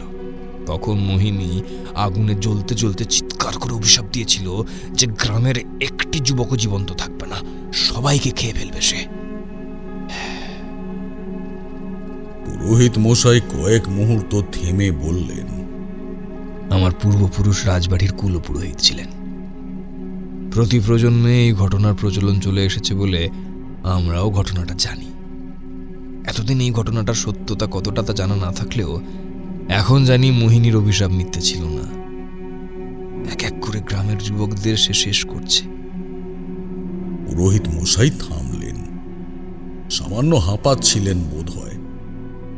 আমিও কিছুক্ষণ চুপ থাকলাম। সব বুঝলেও একটা হিসেব মেলাতে কিন্তু আমার বড্ড অসুবিধে হচ্ছিল। কিছু একটা বলতেই যাব, এমন সময় এক তরুণী ছুটে এলো মন্দিরে। পুরোহিত মশাই আছেন? নারায়ণ পুরোহিত মুখ ফিরিয়ে সাড়া দিলেন। আছি। তরুণী সাদামাটা জীর্ণকায় শাড়ি পরে রয়েছে। উদ্বিগ্ন হয়ে বলল, জমিদার বাবুর শরীরটা না আবারও খারাপ হয়েছে। গিন্নিমা আপনাকে তাই ডেকে পাঠালেন, আপনি তাড়াতাড়ি চলুন। পুরোহিত মশাই উঠলে আমরাও উঠলাম। জমিদার বাড়ি, কথাটা অস্ফুটে বেরিয়ে এলো আমার মুখ থেকে। আলোকনাথ বাবুর বাড়ি তো, যিনি এই রাজবংশেরই বর্তমান প্রজন্ম? পুরোহিত মশাই আশ্চর্য হয়ে বললেন, হ্যাঁ, আপনি তো মশাই সবই জেনে ফেলেছেন দেখছি। চলুন, একবার জমিদার বাবুর সাথে দেখা করেই আসবেন তাহলে। চলুন। অতঃপর পুরোহিত মশাইয়ের সাথে আমি আর সমীর এগোলাম জমিদার বাড়ির উদ্দেশ্যে। বাড়ির আশপাশটা আমার বড় অদ্ভুত লাগলো। আসলে এই গ্রামে পা রাখার পর থেকেই সবকিছু কেমন যেন অস্বস্তিদায়ক ছিল আমার কাছে। সেই সাথে অদ্ভুত একটা আঁশটে গন্ধ। লোহার গেটটা পেরোতেই নিস্তব্ধ পরিবেশে ঝিঝি পোকার ডাক কানে এলো। সমীর ধীর কণ্ঠে জিজ্ঞেস করল, জায়গাটা কিন্তু বেশ নিরিবিলি ঠাকুর মশাই। আমার কেমন যেন একটা গা ছমছম করছে। কথাটা আমারও সত্য বলেই মনে হলো, কিন্তু পুরোহিত মশাইকে দ্রুত পায়ে এগোতে দেখে আমরাও এগোলাম। আগেকার দিনের বনেদি জমিদার বাড়ি, গাড়ি বারান্দা রয়েছে। তা পার করে বৈঠকখানায় পা রাখতেই একটা নারী কণ্ঠ কানে এলো আমাদের। কে? চারপাশে জ্বলতে থাকা হ্যারিকেনের আলোয় সিঁড়ির নিকটে দাঁড়িয়ে থাকা ভদ্রমহিলাটিকে দেখতেই পুরোহিত মশাই ধীর পায়ে এগিয়ে এলেন। ছোট গিন্নি, আমি নারায়ণ চাটুর্যে গো। তা জমিদার বাবুর শরীরটা খারাপ করেছিল নাকি? মহিলা ঘুমটা ঠোঁটের কাছে টেনে বললেন, তা করেছিল, তবে আপাতত তিনি সুস্থ। বড় বউ তো রয়েছে তার স্বামীর সাথে। ওনাদের কথার মাঝেই সমীর আমার সামনে ফিস ফিস করে বলল, পুরোহিত মশাই খুব ভালো বৈদ্য জানেন। মহিলার সাথে জরুরি কয়েকটা কথা সেরে আমাদের নিয়ে সিঁড়ি ভেঙে ওপরে উঠে গেলেন পুরোহিত মশাই। ওঠার সময় বললেন, এই ভদ্রমহিলা হলো অলোকনাথের ভাই তারকনাথের স্ত্রী। আর অলোকনাথের স্ত্রী। কথার মাঝেই থমকে গেলেন পুরোহিত মশাই। সিঁড়ির মুখটায় উঠতেই আঁধার ঘেরা সামনের ফাঁকা অংশটায় কিঞ্চিত আলোর ছটা পড়ল আকস্মিক। একটা সুরেলা মিষ্টি কণ্ঠ কানে এলো আমাদের সকলেরই। কে? পুরোহিত মশাই নাকি? আগে বউটা নামি। আলো ছায়ার ওপাশ থেকে পুনরায় কণ্ঠ ভেসে এলো, আসুন। এইবার আলো ছায়ার ভেতর থেকে বেরিয়ে আসতে দেখলাম আমরা একটা নারী মূর্তিকে। হাতে ধরা হ্যারিকেনটা সামান্য উঁচুতে তুললে আমি দেখলাম ভদ্রমহিলার পরনে ছিল লাল পাড় সাদা শাড়ি, যার আঁচলখানা কেবল মুখ নয় বুক পর্যন্ত ঢাকা ছিল। দুহাতের কাঁধ থেকে কবজি রেশম ঘন কাপড়ে ঢাকা। বাকি গা ভর্তি গয়নার কারণে মহিলার শরীরের কিঞ্চিত উন্মুক্ত স্থানসমূহ ভরাট হয়ে গেছিল। আমি অপাঙ্গে দেখার চেষ্টা করছিলাম তাকে। শাড়ির কুঁচি নিচ পর্যন্ত লুটিয়ে থাকার কারণে ওনার পা দুটিও দেখা সম্ভব হলো না। মহিলার সুরেলা কণ্ঠে ধ্যান ভাঙল আমার। ইতিমধ্যেই পুরোহিত মশাই ঘরে প্রবেশ করেছেন। সমীর আমার ঠিক পাশটাতেই ছিল। এক ঝলক আমাদের দেখে পুরোহিত মশাই বললেন, আরে, সমীরকে তো আপনি চেনেনই, এই গ্রামেই থাকে, আর উনি ওর আত্মীয় হন। আমার মনে হলো মহিলা একবার আমার দিকে ফিরলেন, কিন্তু পরক্ষণেই ব্যস্ত পায়ে পুরোহিত মশাইয়ের সাথে সাথে তিনিও ভেতরে প্রবেশ করলেন। আমরা দেখলাম ভেতরে এক ব্যক্তি শয়নকক্ষে শায়িত, শীর্ণকায় চেহারা, দুটো চক্ষু কোটরাগত। বিছানার মধ্যে যেন মিশে গেছিল প্রায় ব্যক্তিটি। ঘরে একটা হালকা লণ্ঠনের আলো জ্বলছে। ধীর কণ্ঠে পুরোহিত মশাই জিজ্ঞেস করলেন, কি হয়েছিল জমিদার বাবুর? সেই সুরেলা কণ্ঠ পুনরায় কানে এলো। হঠাৎ প্রচণ্ড কাশছিলেন, জানি না কেন, তবে এখন ঠিক আছে। আমি ওই একটু বুকে মাথায় হাত বুলিয়ে দিলুম আর কি। মৃদু ইতস্তত করে পুরোহিত মশাই বললেন, বেশ বেশ, জড়িবুটিটা জমিদার বাবুকে সময়ে সময়ে দিতে থাকবেন, জ্বর কাশিটা কম হবে ধীরে ধীরে। হাত বাড়িয়ে ওষুধটা নিলেন মহিলা।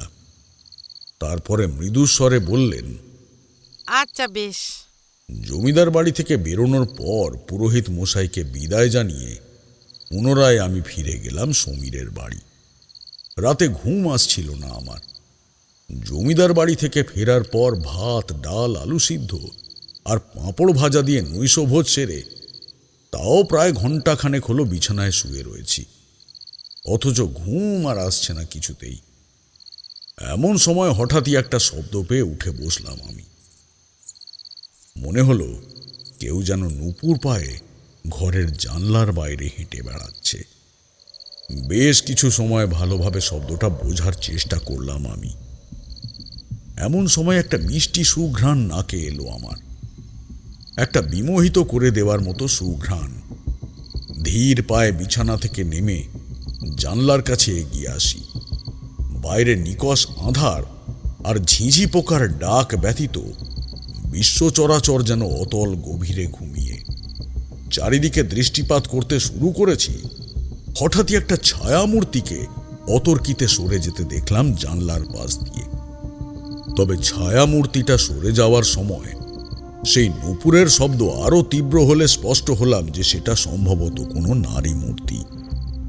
ধীর পায়ে ঘরের দরজা খুলে বেরিয়ে এলাম। প্রথমে সামনে বড় একটা উঠোন, মধ্যিখানে তুলসীতলা, কোথাও কিচ্ছু নেই। আর উঠোনের অপর দিকের ঘরটায় সম্ভবত সমীর আর তার মা বাবা শুয়েছে। মাঝখানে রয়েছে হেঁসেল ঘর আর মাটির কল ঘর। উঠোনে একটা লণ্ঠন টিম টিম করে জ্বলছিল। তার অস্পষ্ট শিখায় চারিদিকটা গভীরভাবে নিরীক্ষণ করছিলাম আমি। হঠাৎই ঘরের ভেতর কিছু একটা পড়ার শব্দে চমকে পিছনে ঘুরি। ঘরের ভেতরের আলোটা নিভে গেছে। ভাবলাম খোলা জানলা দিয়ে বাতাস প্রবেশ করেছে, হয়তো লম্ফটা নিভিয়েছে। আমি আর বাইরে দাঁড়িয়ে না থেকে ভেতরে ঢুকে দরজা বন্ধ করতেই থমকে যাই। একটা আঁশটে গন্ধ ধক করে নাকে এসে ঢোকে আমার। মন শক্ত করে দুপা পিছিয়ে আসি। তারপর কি মনে হতে বাইরের লণ্ঠনটা নিয়ে ঘরে আসি। দরজা দিয়ে একটু ধ্যান করব বলে সবে মাটিতে বসেছি, হঠাৎই সেই আঁশটে গন্ধটা পুনরায় এসে ঝাপটা দিল আমার নাকে। শুধু তাই নয়, আচম্বিত একটা খয়াটে ভাঙা অথচ তীক্ষ্ণ হিস হিস নারী শব্দ কানে এলো আমার। লণ্ঠনের কাঁপা কাঁপা আলোয় ঘরের ভেতরটা অদ্ভুত একটা গা ছমছমে পরিবেশের সৃষ্টি করেছে। শব্দটা কাছাকাছি আসতেই আমি সজাগভাবে স্থির হয়ে বসলাম মাদুরে। একটু একটু করে শব্দটা যেন পিছন দিক থেকে আমার কাছে আসতে শুরু করে। এরপর আচম্বিত একটা নিঃশ্বাসের অনুভব করলাম ঘাড়ের কাছে, শিহরণ জড়ানো একটা ঠান্ডা ভারী নিঃশ্বাস। বুঝলাম যে এই ঘরে অশুভ কিছুর প্রবেশ ঘটেছে। আমার বাবা বলতেন, যখনই সামনে কোনো বিপদ লক্ষ্য করবি সঙ্গে সঙ্গে গায়ত্রী মন্ত্র জপ করবি। আমি স্থিরভাবে বসে গায়ের পৈতেটা আঙুলে জড়িয়ে নিজের গায়ত্রী মন্ত্র জপ করতে লাগলাম। এমন সময় ঘরের ভেতরে সেই আঁশটে গন্ধটা যেন আরো প্রবলভাবে ঘুরপাক খেতে লাগলো। শুধু তাই নয়, ঘরের বাতাসটাও কেমন জানি তপ্ত হয়ে উঠেছিল। আচম্বিত আমি জপ করতে করতে সামনে তাকাতেই একটা ভয়াবহ দৃশ্য দেখতে পেলাম। একটা কালো নারী ছায়া আমার ঠিক সোজাসুজি থাকা দেয়াল দিয়ে অদ্ভুত টিকটিকির মতো বেয়ে নিচের দিকে নামছে। লণ্ঠনের আলোতে অস্পষ্ট তার চেহারা, তবে কিছুটা অনুমেয় হচ্ছিল। মাথার চারপাশের রাশি রাশি কালো মোটা দড়ির ন্যায় কেশ ও রাশি, আর জলজল করতে থাকা দুটো হলুদ চোখের দৃষ্টি দেখে এমন অপ্রত্যাশিত অদ্ভুত অবয়ব নারী না পুরুষ তা চেনা দায় হলেও আমি কিন্তু বেশ বুঝতে পারলাম যে এটা একটা নারীর ছায়া মূর্তি, এবং সে যে কে তাও অনুধাবন করতে পারলাম। চুপচাপ চোখ বন্ধ করে পুনরায় গায়ত্রী মন্ত্র জপতে লাগলাম, এবং একসময় বুঝলাম সেই আঁচটে গন্ধটা ধীরে ধীরে কমে আসছে। কতক্ষণ ধ্যানস্থ ছিলাম জানি না, তবে চোখ খুলতেই দেখলাম বাইরেটা ফর্সা হয়ে এসেছে, অর্থাৎ ভোরের সূচনা ঘটেছে। আমি একটা দীর্ঘশ্বাস ফেলে বাইরে আসতেই সমীরের বাবাকে কলঘরের দিকে যেতে দেখলাম। ঠাকুর মশাই যে ঘুম হলো? শুনছো গো, ঠাকুর মশাইয়ের জন্য চা আনো। হেঁসেল ঘর থেকে সমীরের মা জবাব দিল, আসছি। আমি হাত মুখ ধুয়ে সমীরকে বলি, সমীর, একবার পুরোহিত মশাইয়ের সাথে দেখা করতে চাই আমি, সম্ভব? যার পর নাই অবাক চোখে আমার দিকে কয়েক মুহূর্ত ফ্যাল ফ্যাল করে চেয়ে থাকলো সমীর। আসলে এতটা সকালে যে আমি ওকে এমন কথাটা বলতে পারি তা হয়তো অনুমান করতে পারেনি সে। কোনোক্রমে বলল, বেশ, তাহলে চাটা খেয়ে নিন। আমি আর কথা বাড়ালাম না। চা খেয়ে সমীরের সাথে পুরোহিত মশাইয়ের কাছে এলাম। সবে মন্দির খুলেছে। পুরোহিত মশাই সন্তুর সাথে কোনো বিষয় নিয়ে আলোচনা করছিলেন। আমাদের দেখে মৃদু অবাক হয়ে জিজ্ঞেস করলেন, আরে সমীর, কি ব্যাপার? সমীর চাপা স্বরে বলল, ঠাকুর মশাই কিছু কথা বলতে চান আপনার সাথে। বেশ তো, আসুন ঠাকুর মশাই। পুরোহিত মশাই আমাকে নিয়ে ঠাকুর দালানে এলেন। বললেন, বলুন, কি কথা বলবেন? আমি কোনো রকম ভনিতা না করেই বললাম, গ্রামে একের পর এক যে নৃশংস হত্যা ঘটছে, সেই কামপিশাচিনীর খোঁজ আমি পেয়েছি। সেটা কে আমার জানা। আমার কথা শুনে তো হতবাক হয়ে গেলেন পুরোহিত মশাই। অপ্রত্যাশিত কণ্ঠে জিজ্ঞেস করলেন, সে কি, আপনি সবে গ্রামে এসেছেন আর তার মধ্যেই জানতে পেরে গেলেন যে সে কে? আমার ঠোঁটে সূক্ষ্ম হাসি খেলে গেল। দেবী মধুসুন্দরী দেবীর আশীর্বাদ স্বরূপ যে দিব্যশক্তি আমি লাভ করেছি তার দ্বারা অনেক কিছুই বুঝতে পারি সহজে, জেনে ফেলি নির্দ্বিধায়। আমি স্পষ্টভাবে বললাম, সন্তুর অবস্থা সত্যি দুঃখজনক, তবে ওকে আমি ঠিক করে দিতে পারি। এক্ষেত্রে আপনাকে সাহায্য করতে হবে। সন্তুকে বোঝাতে হবে যে আমি ওর সাহায্য করতে চাই। পুরোহিত মশাই একেবারে আশ্চর্য হলেও খানিকটা স্বস্তির নিঃশ্বাস ফেলে বললেন, নিশ্চয়ই, সন্তু কেন রাজি হবে না? আমি রাজি করাবো ওকে। আসুন আপনি। কিছুক্ষণের মধ্যেই পুরোহিত মশাইয়ের কথা শুনে সন্তু আমার সোজাসুজি বসল। আমি প্রথমে কয়েক মুহূর্ত সন্তুর চোখের দিকে চেয়ে থাকলাম। তারপর পুঁটলি থেকে সামান্য ভস্য নিয়ে ছুঁড়ে দিলাম ওর দিকে। ছেলেটা এতটাই জোরে চিৎকার করে উঠল যেন কেউ ওর শরীরে ভয়ানকভাবে চাবুকের বাড়ি মারল। পুরোহিত মশাই, সমীর সকলেই অবাক হয়ে দেখছে আমাদের। সন্তু অদ্ভুতভাবে কাঁপতে শুরু করল। চোখ বন্ধ হয়ে আসছে ওর, সম্ভবত মাথাও ঝিমঝিম করছে। আমি বিড়বিড় করে মন্ত্র পড়ে আরও একটা সেই মন্ত্রপুত ভস্য ওর দিকে ছুঁড়তেই জ্ঞান ফিরল ছেলেটার। এরপর পুঁটলি থেকে আমার মোক্ষম অস্ত্র হিসেবে একটি মহামৃত্যুঞ্জয় রুদ্রাক্ষের মালা বের করে চেপে ধরলাম সন্তুর কপালে। একভাবে মনে মনে মন্ত্র পড়তে পড়তেই দেখলাম রুদ্রাক্ষের মালাটা কেমন যেন জ্বলে উঠল ওর কপালে। তারপরেই একটা মিষ্টি সুঘ্রাণের সাথে নিভে আগের অবস্থায় ফিরে এলো। পুরোহিত মশাই জিজ্ঞেস করলেন, এসব কি হচ্ছে ঠাকুর মশাই? আমি ইশারায় বললাম, জানাচ্ছি। তারপর সন্তুর মাথায় হাত রেখে চোখ বন্ধ করে একটা মন্ত্র পড়তেই হঠাৎ রাতের আঁধার ঘেরা জঙ্গলের একটি দৃশ্য ফুটে উঠল আমার চোখের সামনে। বুঝলি দাদা, মহাজন যে আরও কটা দিন সময় দেবে আমরা তা ভাবতেই পারিনি। এবার যেভাবে যত পরিশ্রম করেই হোক ওনার টাকাটা ফেরত দিতে হবে। সন্তুর কথায় ওর দাদা সাইকেল চালাতে চালাতেই হেসে বলল, তা তো বটেই। দেখ না, মহাজনকে কটা দিন সময় দেওয়ার জন্য রাজি করাতে গিয়ে কতটা রাত হয়ে গেল ফিরতে। আমাদের বিকেলের দিকে যেতে হতো ওনার বাড়ি, তাহলে ফিরতে এত দেরি হতো না। কথাটা শেষ করতেই হঠাৎই সাইকেলটা ক্যাঁচ ক্যাঁচ শব্দ করে থমকে দাঁড়িয়ে গেল। আকাশ কালো আঁধারে ঢাকা, চারপাশে নিকষ আঁধার, আর সেই সাথে এক রাস নিস্তব্ধতা। সম্বল বলতে সন্তুর হাতে ধরে থাকা একটা হ্যারিকেন। আমতা আমতা করে বলে উঠল সন্তু, এ দাদা, বলছি এ রাস্তাটা না ধরলেই ভালো হতো, তাই না? ওর দাদা কিঞ্চিত বিরক্ত হয়ে সাইকেলটা পর্যবেক্ষণ করতে করতেই বলল, ওহো, কতটা রাত হয়েছে দেখলি? এখন ঘুরপথে এলে আরও দেরি হতো। বাড়িতে সবাই চিন্তা করছে না? সাইকেলটা না চললে এখানেই থাকুক, কাল ভোর ভোর এসে দেখব এটার কি করা যায়। এই, এখন চল। সন্তু ওই কথায় রাজি হয়ে সবে এগোনোর জন্য পা বাড়িয়েছে। আচম্বিত সামান্য দূরত্বে থাকা সেই কুহক কুঞ্জ থেকে ভেসে আসে এক মারণ নারী চিৎকার।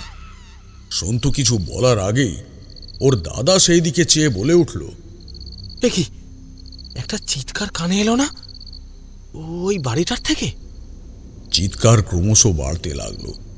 সন্তু চারপাশ সতর্কভাবে দেখে বলল, দাদা, এ জায়গাটা ভালো না, কখন কোন বিপদে পড়ে যাব বলা তো যায় না, চল চল। কিন্তু সন্তুর কথা ওর দাদা শোনে না। ভাইকে মৃদু ধমক দিয়ে বলে, কি যাতা বলছিস? মেয়ের চিৎকার শুনতে পাচ্ছিস না?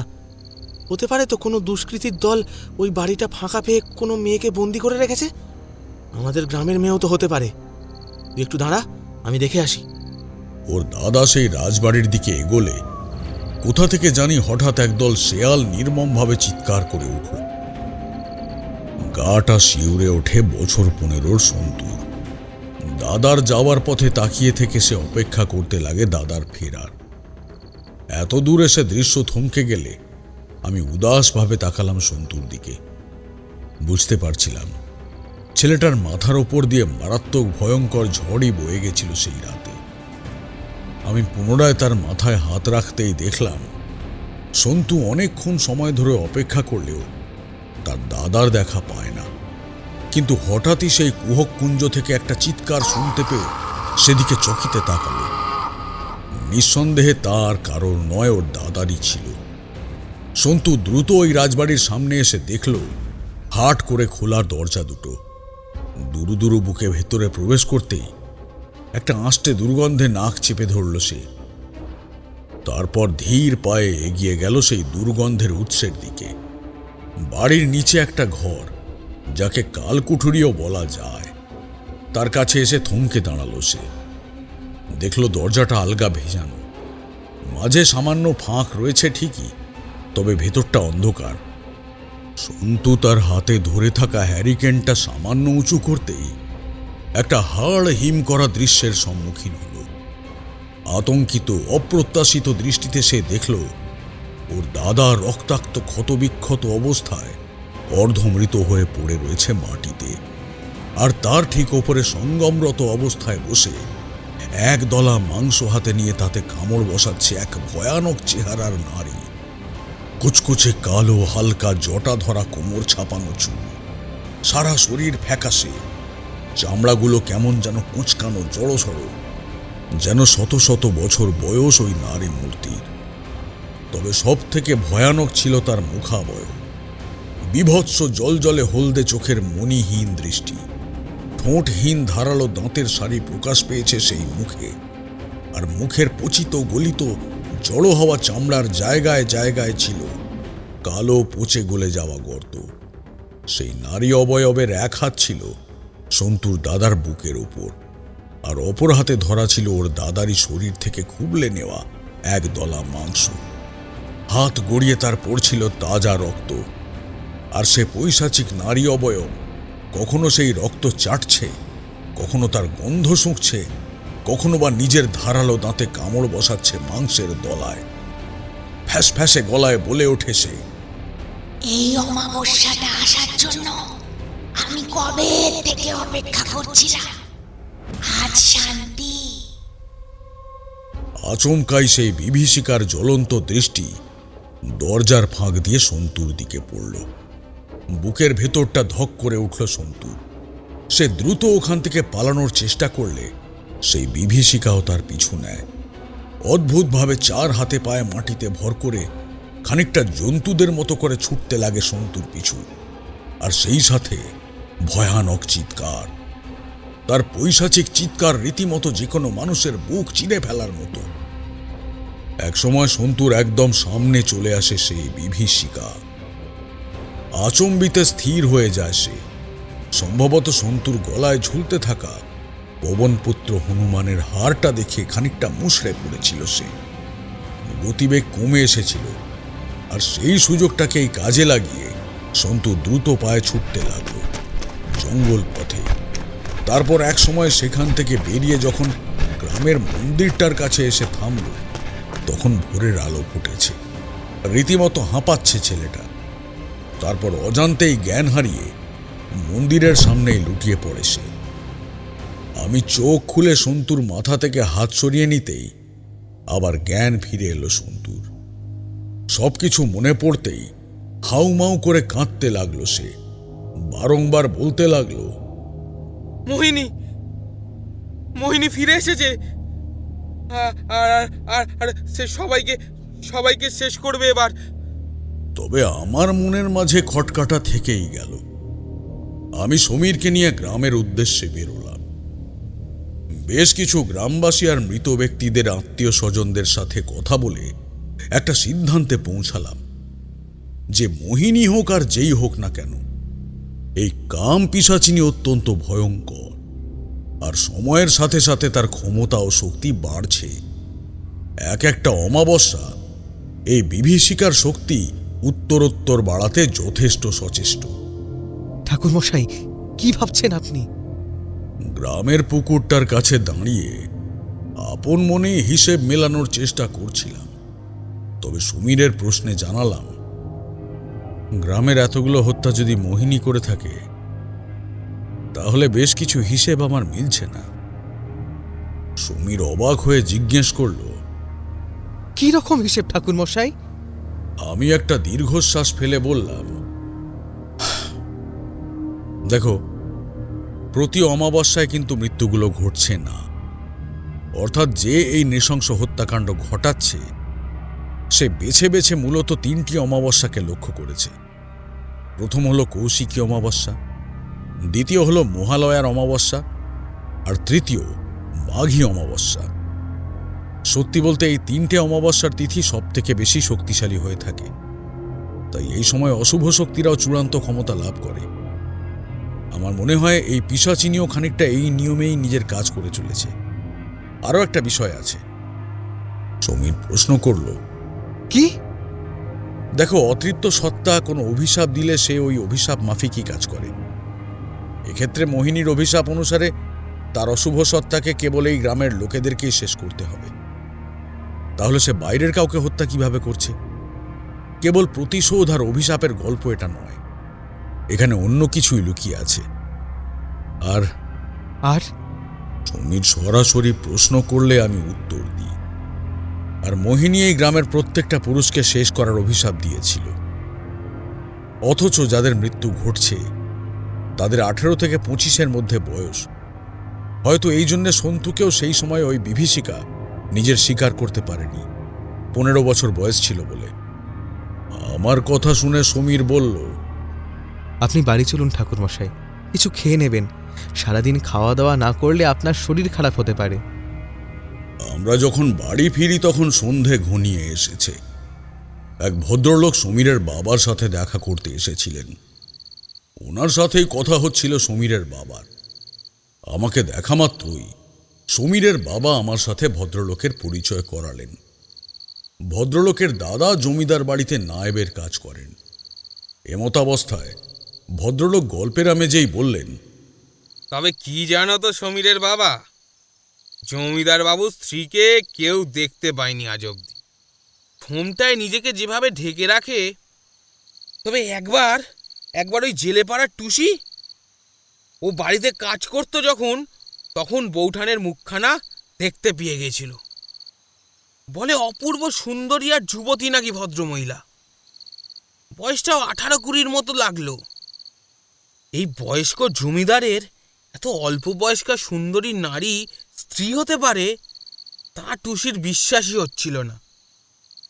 মৃদু হাসলাম আমি, তবে মুখে আর কিছু বললাম না। কিন্তু সমীর জিজ্ঞাসু কণ্ঠে বলল, অদ্ভুত বিষয়, আজ থেকে 25-30 বছর আগে জমিদার বাবুর বিয়ে হয়েছিল, তখন ওনার স্ত্রীর 18 বা 20 বয়স হতে পারে, কিন্তু এখনো কি তাই থাকবে? বয়স বাড়বে না ভদ্রমহিলার? একই থাকবে নাকি? আমি কিছু বললাম না, চুপচাপ নিজের ঘরে এসে ধ্যানে বসলাম। ধ্যানরত অবস্থাতেই মধুসুন্দরী দেবীর মুখ মনে করার চেষ্টা করলাম আমি, কিন্তু পারলাম না। কোনোভাবেই দেবীর মুখটা চোখের সামনে আসছিল না। অতঃপর একটা সময় হাল ছেড়ে দিলাম। আমি কেবল ভাবছিলাম যে আমি যা ভাবছি তা কিভাবে গ্রামবাসীদের কাছে প্রকাশ্যে আনব। পরের দিন সন্ধ্যার দিকে পুরোহিত মশাইয়ের সাথে দেখা করতে যাই। বৃদ্ধকে সবটা জানানো আবশ্যক। তার আগে একবার রাজবাড়িতে গেছিলাম আমি। সেখানকার কালকুঠুরিতে কয়েকটা অদ্ভুত জিনিস দেখতে পাই। এতে আমি আরো নিশ্চিত হয়ে গেলাম যে এই সব কিছুর পিছনে আসলে কে আছে। সন্ধ্যা আরতি সবে শেষ হয়েছে পুরোহিত মশাইয়ের। আমাকে দেখা মাত্রই হেসে বললেন, আসুন ঠাকুর মশাই। আমি কয়েকটা কথা পুরোহিত মশাইকে বলতেই যাব, এমন সময় সেই আগের দিনের যুবতী মেয়েটি পুনরায় এসে মন্দিরের দালানে দাঁড়ালো। পুরোহিত মশাই, জমিদার বাবুর শরীরটা আবারও খারাপ হয়েছে। কিন্নিমা বললেন যত দ্রুত সম্ভব আপনাকে ওখানে নিয়ে যেতে। পুরোহিত মশাই খানিকটা হতবুদ্ধি হয়ে যান, বললেন, জড়িবুটিতে কাজ হয়নি? আগে না।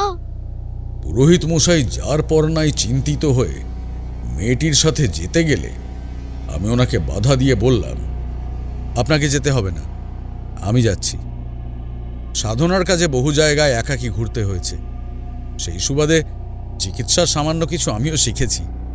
আমি যাই, আশা করি আমি জমিদার বাবুকে সুস্থ করে তুলতে পারব। এই বলে মেয়েটির সাথে আমি জমিদার বাড়ির দিকে রওনা দিলাম। বুঝতেই পারছিলাম আজ কিছু একটা তো ঘটতে চলেছে। জমিদার বাড়ির বৈঠকখানা পেরোতেই মেয়েটি অঙ্গুলি নির্দেশ করে বলল, ওই যে ওপরে চলে যান। ইতিমধ্যেই তখন সন্ধ্যা পেরিয়ে আঁধার নেমেছে। গ্রামের চারপাশটা ঢাকা পড়ে গেছিল গাঢ় নীলাভ কালচে আঁধারের চাদরে।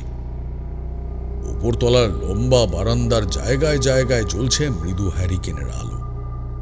আমি সোজা জমিদার বাবুর ঘরে প্রবেশ করতেই সেই আঁশটে গন্ধটা পুনরায় ফিরে পেলাম। দেখলাম জমিদার তিলকনাথ একইভাবে বিছানায় শুয়ে, আর ওনার স্ত্রী জানলার সামনে দাঁড়িয়ে পান সাজাচ্ছে। আমি কম্পিত কণ্ঠে বললাম, গিন্নিমা। রম্ভা দেবী মুহূর্তের জন্য থমকালেন, তারপর বললেন, জানতাম আপনি আসবেন, তাই তো আপনাকে ডেকে পাঠালাম। আমি গম্ভীরভাবে বললাম, বলুন। রম্ভা দেবীর ঠিক সামনে একটা আয়না ছিল, আর আয়নার নিচের টেবিলে কম্পমানভাবে জ্বলছিল একটা লণ্ঠন। তাতেই আয়নায় প্রতিবিম্বিত হচ্ছিল মহিলার ঘুমটা মুখটা। আমি ধীর পায়ে তিলকনাথের কাছে এসে তাকে পরীক্ষা করতে লাগলাম। জানলা দিয়ে মৃদু বাতাসের আগমন ঘটছে। হঠাৎই রম্ভা দেবীর ঘুমটাটা সেই বাতাসের তোড়ে সামান্য উড়লে আমার দৃষ্টি মহিলার মুখের ওপর পড়ে। লণ্ঠনের কম্পমান হলদে আলোয় স্পষ্ট দেখতে পেলাম মহিলার মুখটা। অসাধারণ অসাধারণ লাবণ্য মণ্ডিত একটা মুখ। বয়স সত্যি 18-র বেশি বলে কোনো মতেই মনে হবে না, কিন্তু তা ছিল ক্ষণিকের। পুনরায় মহিলা ঘুমটা ঢেকে বললেন, কি বুঝছেন ঠাকুর মশাই? আমি বললাম, জ্বর এসেছে সামান্য, জলপট্টি দিতে হবে। আর এই ঔষধিটি। আচমকা পিছনে ফিরতেই আমি দেখলাম রম্ভা দেবী এসে আমার একদম সামনে দাঁড়িয়েছে। তারপর আমার কানের কাছে ফিস ফিস করে বলে ওঠে, শুনলাম আপনার এখানে আসার মূল উদ্দেশ্য নাকি মোহিনীকে ধরা। আমি হতচকিত হয়ে বললাম, হ্যাঁ মানে আপনি ঠিক কি বলতে চাইছেন? হঠাৎ রম্ভা দেবী আমার কাঁধ স্পর্শ করে বললেন, আপনি কি করতে চাইছেন আমি কি তা জানতে পারি না তারানাথ চক্রবর্তী মশাই?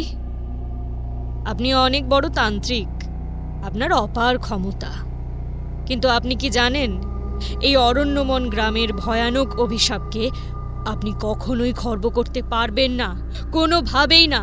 আপনি কথাটা বলতে বলতে হঠাৎই জমিদার গিন্নি নিজের ঘোমটা খুলে দিল।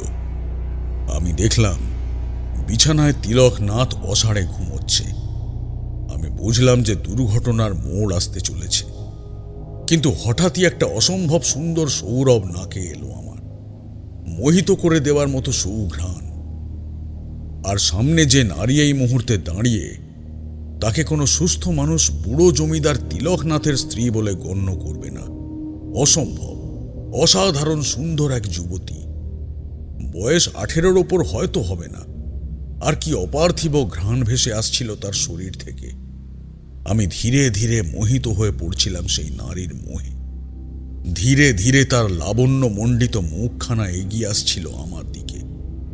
আমি কেমন যেন হতবিহবল হয়ে পড়েছিলাম কিছু সময়ের জন্য, কিন্তু হঠাৎই চোখের সামনে মধুসুন্দরী দেবীর মুখটা ভেসে উঠতেই আমি সতর্ক হয়ে গেলাম। আমি সন্তর্পণে নিজের পুঁটুলি থেকে সেই মন্ত্রপুত বিভূতি বের করে ছুঁড়ে দিলাম রম্ভা দেবীর দিকে। মহিলা চিৎকার করে ঘুরে আয়নার কাছে ছিটকে পড়তেই সামনের আয়নায় ফুটে ওঠা প্রতিবিম্বে দেখতে পেলাম তার আসল রূপ। শত শত বছরের অতৃপ্ত মুক্তি না পাওয়া সেই পিশাচিনী তখন ফিরে এসেছিল নিজের আসল ভয়াবহ রূপে। বিভৎস তার মুখ, ততটাই কদাকার তার চেহারা। এইবার সেই আঁশটে গন্ধ তীব্রভাবে পেলাম নাকের কাছে। আমি বাঁকা হেসে বলি, যেদিন প্রথমেই বাড়িতে আঁশটে গন্ধ পেলাম সেদিনই অশুভ কিছু ইঙ্গিত আমি পাই। আর তারপর কিছু হিসেব মিলিয়ে বুঝি এ কোনো মোহিনীর অভিশাপ নয়, এ অন্য কিছু। এরপর রহস্যের খোঁজে কুহক কুঞ্জে যাই, আর সেখানেও এই রকম আঁশটে গন্ধ পাই যা এখানে পেয়েছিলাম। দুয়ে দুয়ে খানিকটা চার মেলে কালকুঠুরিতে গিয়ে দেখি কিছু তন্ত্রাচারের সামগ্রী। এরপর কাম পিশাচিনীর সম্বন্ধে জানতে বহু মানুষকে জেরা করতে হয়। অনেক কিছু জানার পর অনুমান করতে পারি যে দীর্ঘ 25 বছর ধরে এই গ্রামে হত্যালীলা চালানো মানুষ আর কেউ নয়, সে এই বাড়িতেই উপস্থিত আছে। এখন বল তোর পরিচয় কি? পিশাচিনী রম্ভা অট্টহাস্যে ফেটে পড়ে বলল, আমি এক সময় তন্ত্র সাধিকা ছিলাম, শয়তানের উপাসনা করতাম, কিন্তু একদিন বিধি নিয়মের ভুলের কারণে শয়তানের দেবতা রুষ্ট হয়ে আমাকে অভিশাপ দেয় যে আমি জন্ম জন্ম বেঁচে থাকবো জর্জরিত কুৎসিত চেহারা নিয়ে। কিন্তু আমি তাতে রাজি হইনি। তখন আমার গুরুদেব জানান, নির্দিষ্ট কিছু অমাবস্যার তিথিতে কোন পুরুষ মানুষ যার বয়স 18 থেকে 25-এর মধ্যে হবে তাদের হত্যা করে শয়তানের উদ্দেশ্যে বলি দেওয়া হয়। তাহলে আমি কেবল রূপই নয়, যৌবনও পাবো। হাজার হাজার বছর ধরে বেঁচে থাকলেও আমার রূপ আর চেহারার জৌলস একই রকম তেজস্বী আর প্রাণবন্ত থাকবে, কিচ্ছু হবে না তার। আমি বিভিন্ন গ্রামে বিভিন্ন রূপে গিয়ে আশ্রয় নিতাম, তারপর সেখানকার যুবকদের শিকার করতাম অমাবস্যার রাতে। এভাবেই একদিন জমিদার তিলকনাথ আমার রূপ রাতের আঁধারে আচমকাই দেখে ফেললেন। সম্ভবত জমি জমার কাজ সেরে তিনি গ্রামের পথ ধরে ফিরছিলেন। আমার রূপ দেখে আমাকে বিবাহের প্রস্তাব দিলে তা অস্বীকার করলাম না। আমি ভাবলাম একজনের সাথে একটা গ্রামে স্থিত হয়ে নিজের কার্যক্রম চালাবো। আর যখন কুহকুঞ্জ এবং মোহিনীর ঘটনা শুনলাম, তখন ইচ্ছাকৃতই গ্রামের মানুষদের মাঝে একটা ভ্রম সৃষ্টি করলাম যে এই গ্রামে সত্যি মোহিনীর বাস আছে। কুহকুঞ্জ যারা গিয়ে উন্মাদ হয়ে ফিরে এসেছিল, তারা মোহিনীকে নয় আমাকে দেখেছিল, আর আমার সাথে সম্ভোগের কারণেই উন্মাদ হয়েছিল। আসলে এই সম্ভোগ আমার তন্ত্রচারেরই একটি অংশ, আর যারা তন্ত্রচার অসমাপ্ত রেখে পালিয়ে যেত, তারা উন্মাদ হয়ে মারা পড়ত, বেঁচে থাকতো না। ওই কাল কুটুরিতে বসেই তন্ত্রাচার করতাম আমি। অমাবস্যার তিথিতে একটা একটা করে শিকার করতাম, আর সবাই ভ্রমিত হতো মোহিনীর অভিশাপে। এইভাবেই চলছিল আমার খেলা। কথা শেষ করে একটা পৈশাচিক হাসি হেসে উঠল রম্ভাদেবী। আমি দেখলাম আচমকা রম্ভাদেবী একটা কালো ছায়ায় পরিবর্তিত হয়ে মিলিয়ে গেল জানলার বাইরে। ভাগ্যি সেখানে আসার আগে নিজের দেহবন্ধনটা সেরে এসেছিলাম। আমি বুঝলাম যে এই গ্রামের বিপদ আর ঘনিয়ে আসছে না, ঘনিয়ে আসছে মহা বিপদ। এমনিতেই প্রতি অমাবস্যায় অল্প বয়সী টকবগে যুবকদের সাথে সম্ভোগ করে তাদের রক্তপানের দ্বারা নিজের অপার শক্তিকে আরও বাড়িয়ে তুলেছে এই পিশাচিনী। এখন হয়তো সে আর অমাবস্যার রাত নয়, প্রতিটি রাতেই শিকারী হয়ে উঠবে নিজের শিকারের। একবার তিলকনাথের দিকে চাইলাম, কি মনে হতে আমার ঔষধিটি ওনাকে খাইয়ে ওনার কপালে হাত রেখে একটা মন্ত্র পড়লাম। বুঝতে পারছিলাম এই পিশাচিনী এতদিন ধরে তিলকনাথকে অসুখে বিসুখে জর্জরিত করে নিজের স্বেচ্ছাচারিতা চালাচ্ছিল, কিন্তু এরপর থেকে তিনি সুস্থ হয়ে উঠবেন ধীরে ধীরে। জমিদার বাড়ি থেকে বেরিয়ে আমি পুরোহিত মশাইকে বললাম, পুরোহিত মশাই, একটা যজ্ঞের ব্যবস্থা করতে হবে আগামীকালের মধ্যেই, কারণ এই পিশাচিনীর ক্ষমতা অসম্ভব বৃদ্ধি পেয়েছে। গ্রামের পর গ্রাম ধ্বংস করতে চলেছে সে, আপনি দ্রুত ব্যবস্থা করুন। নারায়ণ পুরোহিত উদ্বিগ্ন হয়ে বললেন, বেশ, আমি আগামীকালই ব্যবস্থা করছি। অতঃপর তার পরের দিন রাতে আমরা মহাযজ্ঞ শুরু করলাম। জঙ্গলের ঠিক সামনের একটা অংশে আমি যজ্ঞের আয়োজন করেছিলাম। রাত যত বাড়তে লাগলো, আমার মন্ত্রোচ্চারণের গতিও তত বাড়তে লাগলো। আচমকা আমার যজ্ঞের মাঝেই সশব্দে উঠল ঝড়ের তাণ্ডব। অমঙ্গলের ছায়া যে ঘনাতে শুরু করেছিল তা আমি পরিষ্কার বুঝতে পারছিলাম।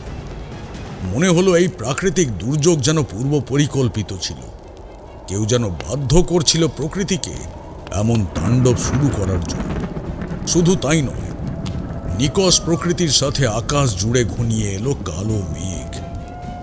আচমকাই কোথা থেকে জানি শেয়ালের দল চিৎকার করে উঠল। আমার যজ্ঞবেদীর দাউ দাউ করে জ্বলতে থাকা আগুন ব্যতীত আর কোনো রকম আলোর অস্তিত্ব মিলছিল না চারপাশের কোথাও। মন্ত্রপাঠ করছি এক মনে, এক ভয়াল পিশাচিনীকে বন্দি করে পিশাচ জনিতে পাঠাতে হবে। ব্যাপারটা যতটা সহজ মনে হচ্ছিল ততটা সহজ কিন্তু মোটেও ছিল না। আচমকা মাথার ওপর দিয়ে এক অজানা পাখি বাজখাই গলায় চিৎকার করতে করতে উড়ে গেল। শুধু তাই নয়, সেই সাথে একটা পচা আঁশটে দুর্গন্ধ এসে ঠেকলো আমার নাকে। আমি বুঝতে পারছিলাম সেই অদৃশ্য অশুভ সত্তা ঘুরঘুর করছে আমার চারিদিক জুড়ে, কিন্তু প্রবল ঝড়ঝঞ্ঝার কারণে ব্যাপারটা অনুভব করতে পারলেও চোখে দেখা কিঞ্চিত কষ্টসাধ্য হচ্ছিল। তবে এটুকু বুঝতে পারছিলাম যে সেই বিভীষিকা আমার যজ্ঞ ভঙ্গ করার প্রয়াস চালাচ্ছে। এমন সময় একটা বিকট বিদ্রুপ হাসিতে রাতের নিস্তব্ধতা চিরে ফেটে চৌচির হয়ে গেল। প্রকট হলো রম্ভা, বা বলা ভালো শত শত বছরের পুরনো এক ভয়াল রূপী পিশাচিনী। ফ্যাঁস ফ্যাঁসে গলায় বলল, তুই আমার কিচ্ছু করতে পারবি না। আমি জানতাম এমন একটা পরিস্থিতির মধ্যে আমাকে পড়তেই হবে, তাই আগে থেকেই প্রস্তুতি নিয়ে রেখেছিলাম। অতঃপর আমার যজ্ঞবেদীর সম্মুখে থাকা একটি মাটির পাত্রে নীল আবির ছিল। আমি সেই নীল আবির হাতের মুঠোয় নিয়ে মন্ত্রপাঠ করতে করতেই তা ছুঁড়ে দিলাম পিশাচিনীর দিকে। চিৎকার করে উঠল সে। আমার সাধনার সবচেয়ে প্রয়োজনীয় এবং শক্তিশালী সরঞ্জামের মধ্যেই ছিল এই নীল আবির। এর দ্বারা আমি ওই পিশাচিনীকে বন্ধন করতে সক্ষম হই। এরপর রাত ভোর মন্ত্রপাঠ চলল, আর সাথে পাল্লা দিয়ে চলছিল পৈশাচিক চিৎকার, হাহাকার আর বিদ্বেষ। পিশাচিনীর শক্তি একটু একটু করে নিস্তেজ হয়ে পড়ল। তারপর অচিরেই গলতে লাগলো তার দেহখানি এবং একটা আকারহীন তালে পরিবর্তিত হয়ে আপনা আপনি পুড়তে লাগলো। তারপর তার ভস্ম সোজা মিশে গেল যজ্ঞের পবিত্র আগুনে। আমি একটা দীর্ঘশ্বাস ফেলে যজ্ঞ শেষ করলাম। দেখলাম পূব আকাশ ফর্সা হয়ে আসছে প্রায়। আমি ক্লান্ত পায়ে গ্রামের ভেতরে এগোলাম। সেদিন শুধু সুমির বা পুরোহিত মশাই নয়, গ্রামের সকলেই আমাকে ধন্যবাদ জানালো, বিশেষত তিলকনাথ বাবুর ভাই এবং ভাইয়ের বউ। তারা ছোট বউ অর্থাৎ রম্ভা দেবীকে পছন্দ করতো না ঠিকই, তবে বিষয় সম্পত্তি সব ওনার হাতে থাকায় কিছু বলতে পারত না। অতঃপর সেই কাম পিশাচিনীর হাত থেকে নিস্তার পেয়ে অরণ্যমন গ্রাম পুনরায় আবার আপন ছন্দে মেতে উঠল। এতদূর বলে তারানাথ থামলে কিশোরী জিজ্ঞাসা করল, আর ওই কুহক কুঞ্জের কি হলো? তারানাথ জানালেন, জানি না, আমি বাড়িটা বেঁধে দিয়ে এসেছিলাম। তবে শোনা যায় আজও নাকি ওই বাড়ির ভেতরে ঘুঙুরের শব্দ শোনা যায়। শোনা যায় নারী কণ্ঠের সুরসঙ্গীত ভেসে আসে। তবে সেদিনের পর আর কোনো যুবকের নৃশংস হত্যা ঘটেনি। কিন্তু কিছু তো ওই বাড়িতে আছে সত্যি। তবে কি মোহিনী আর তার অভিশাপ সত্য? মোহিনী সত্যি আছে এখনো?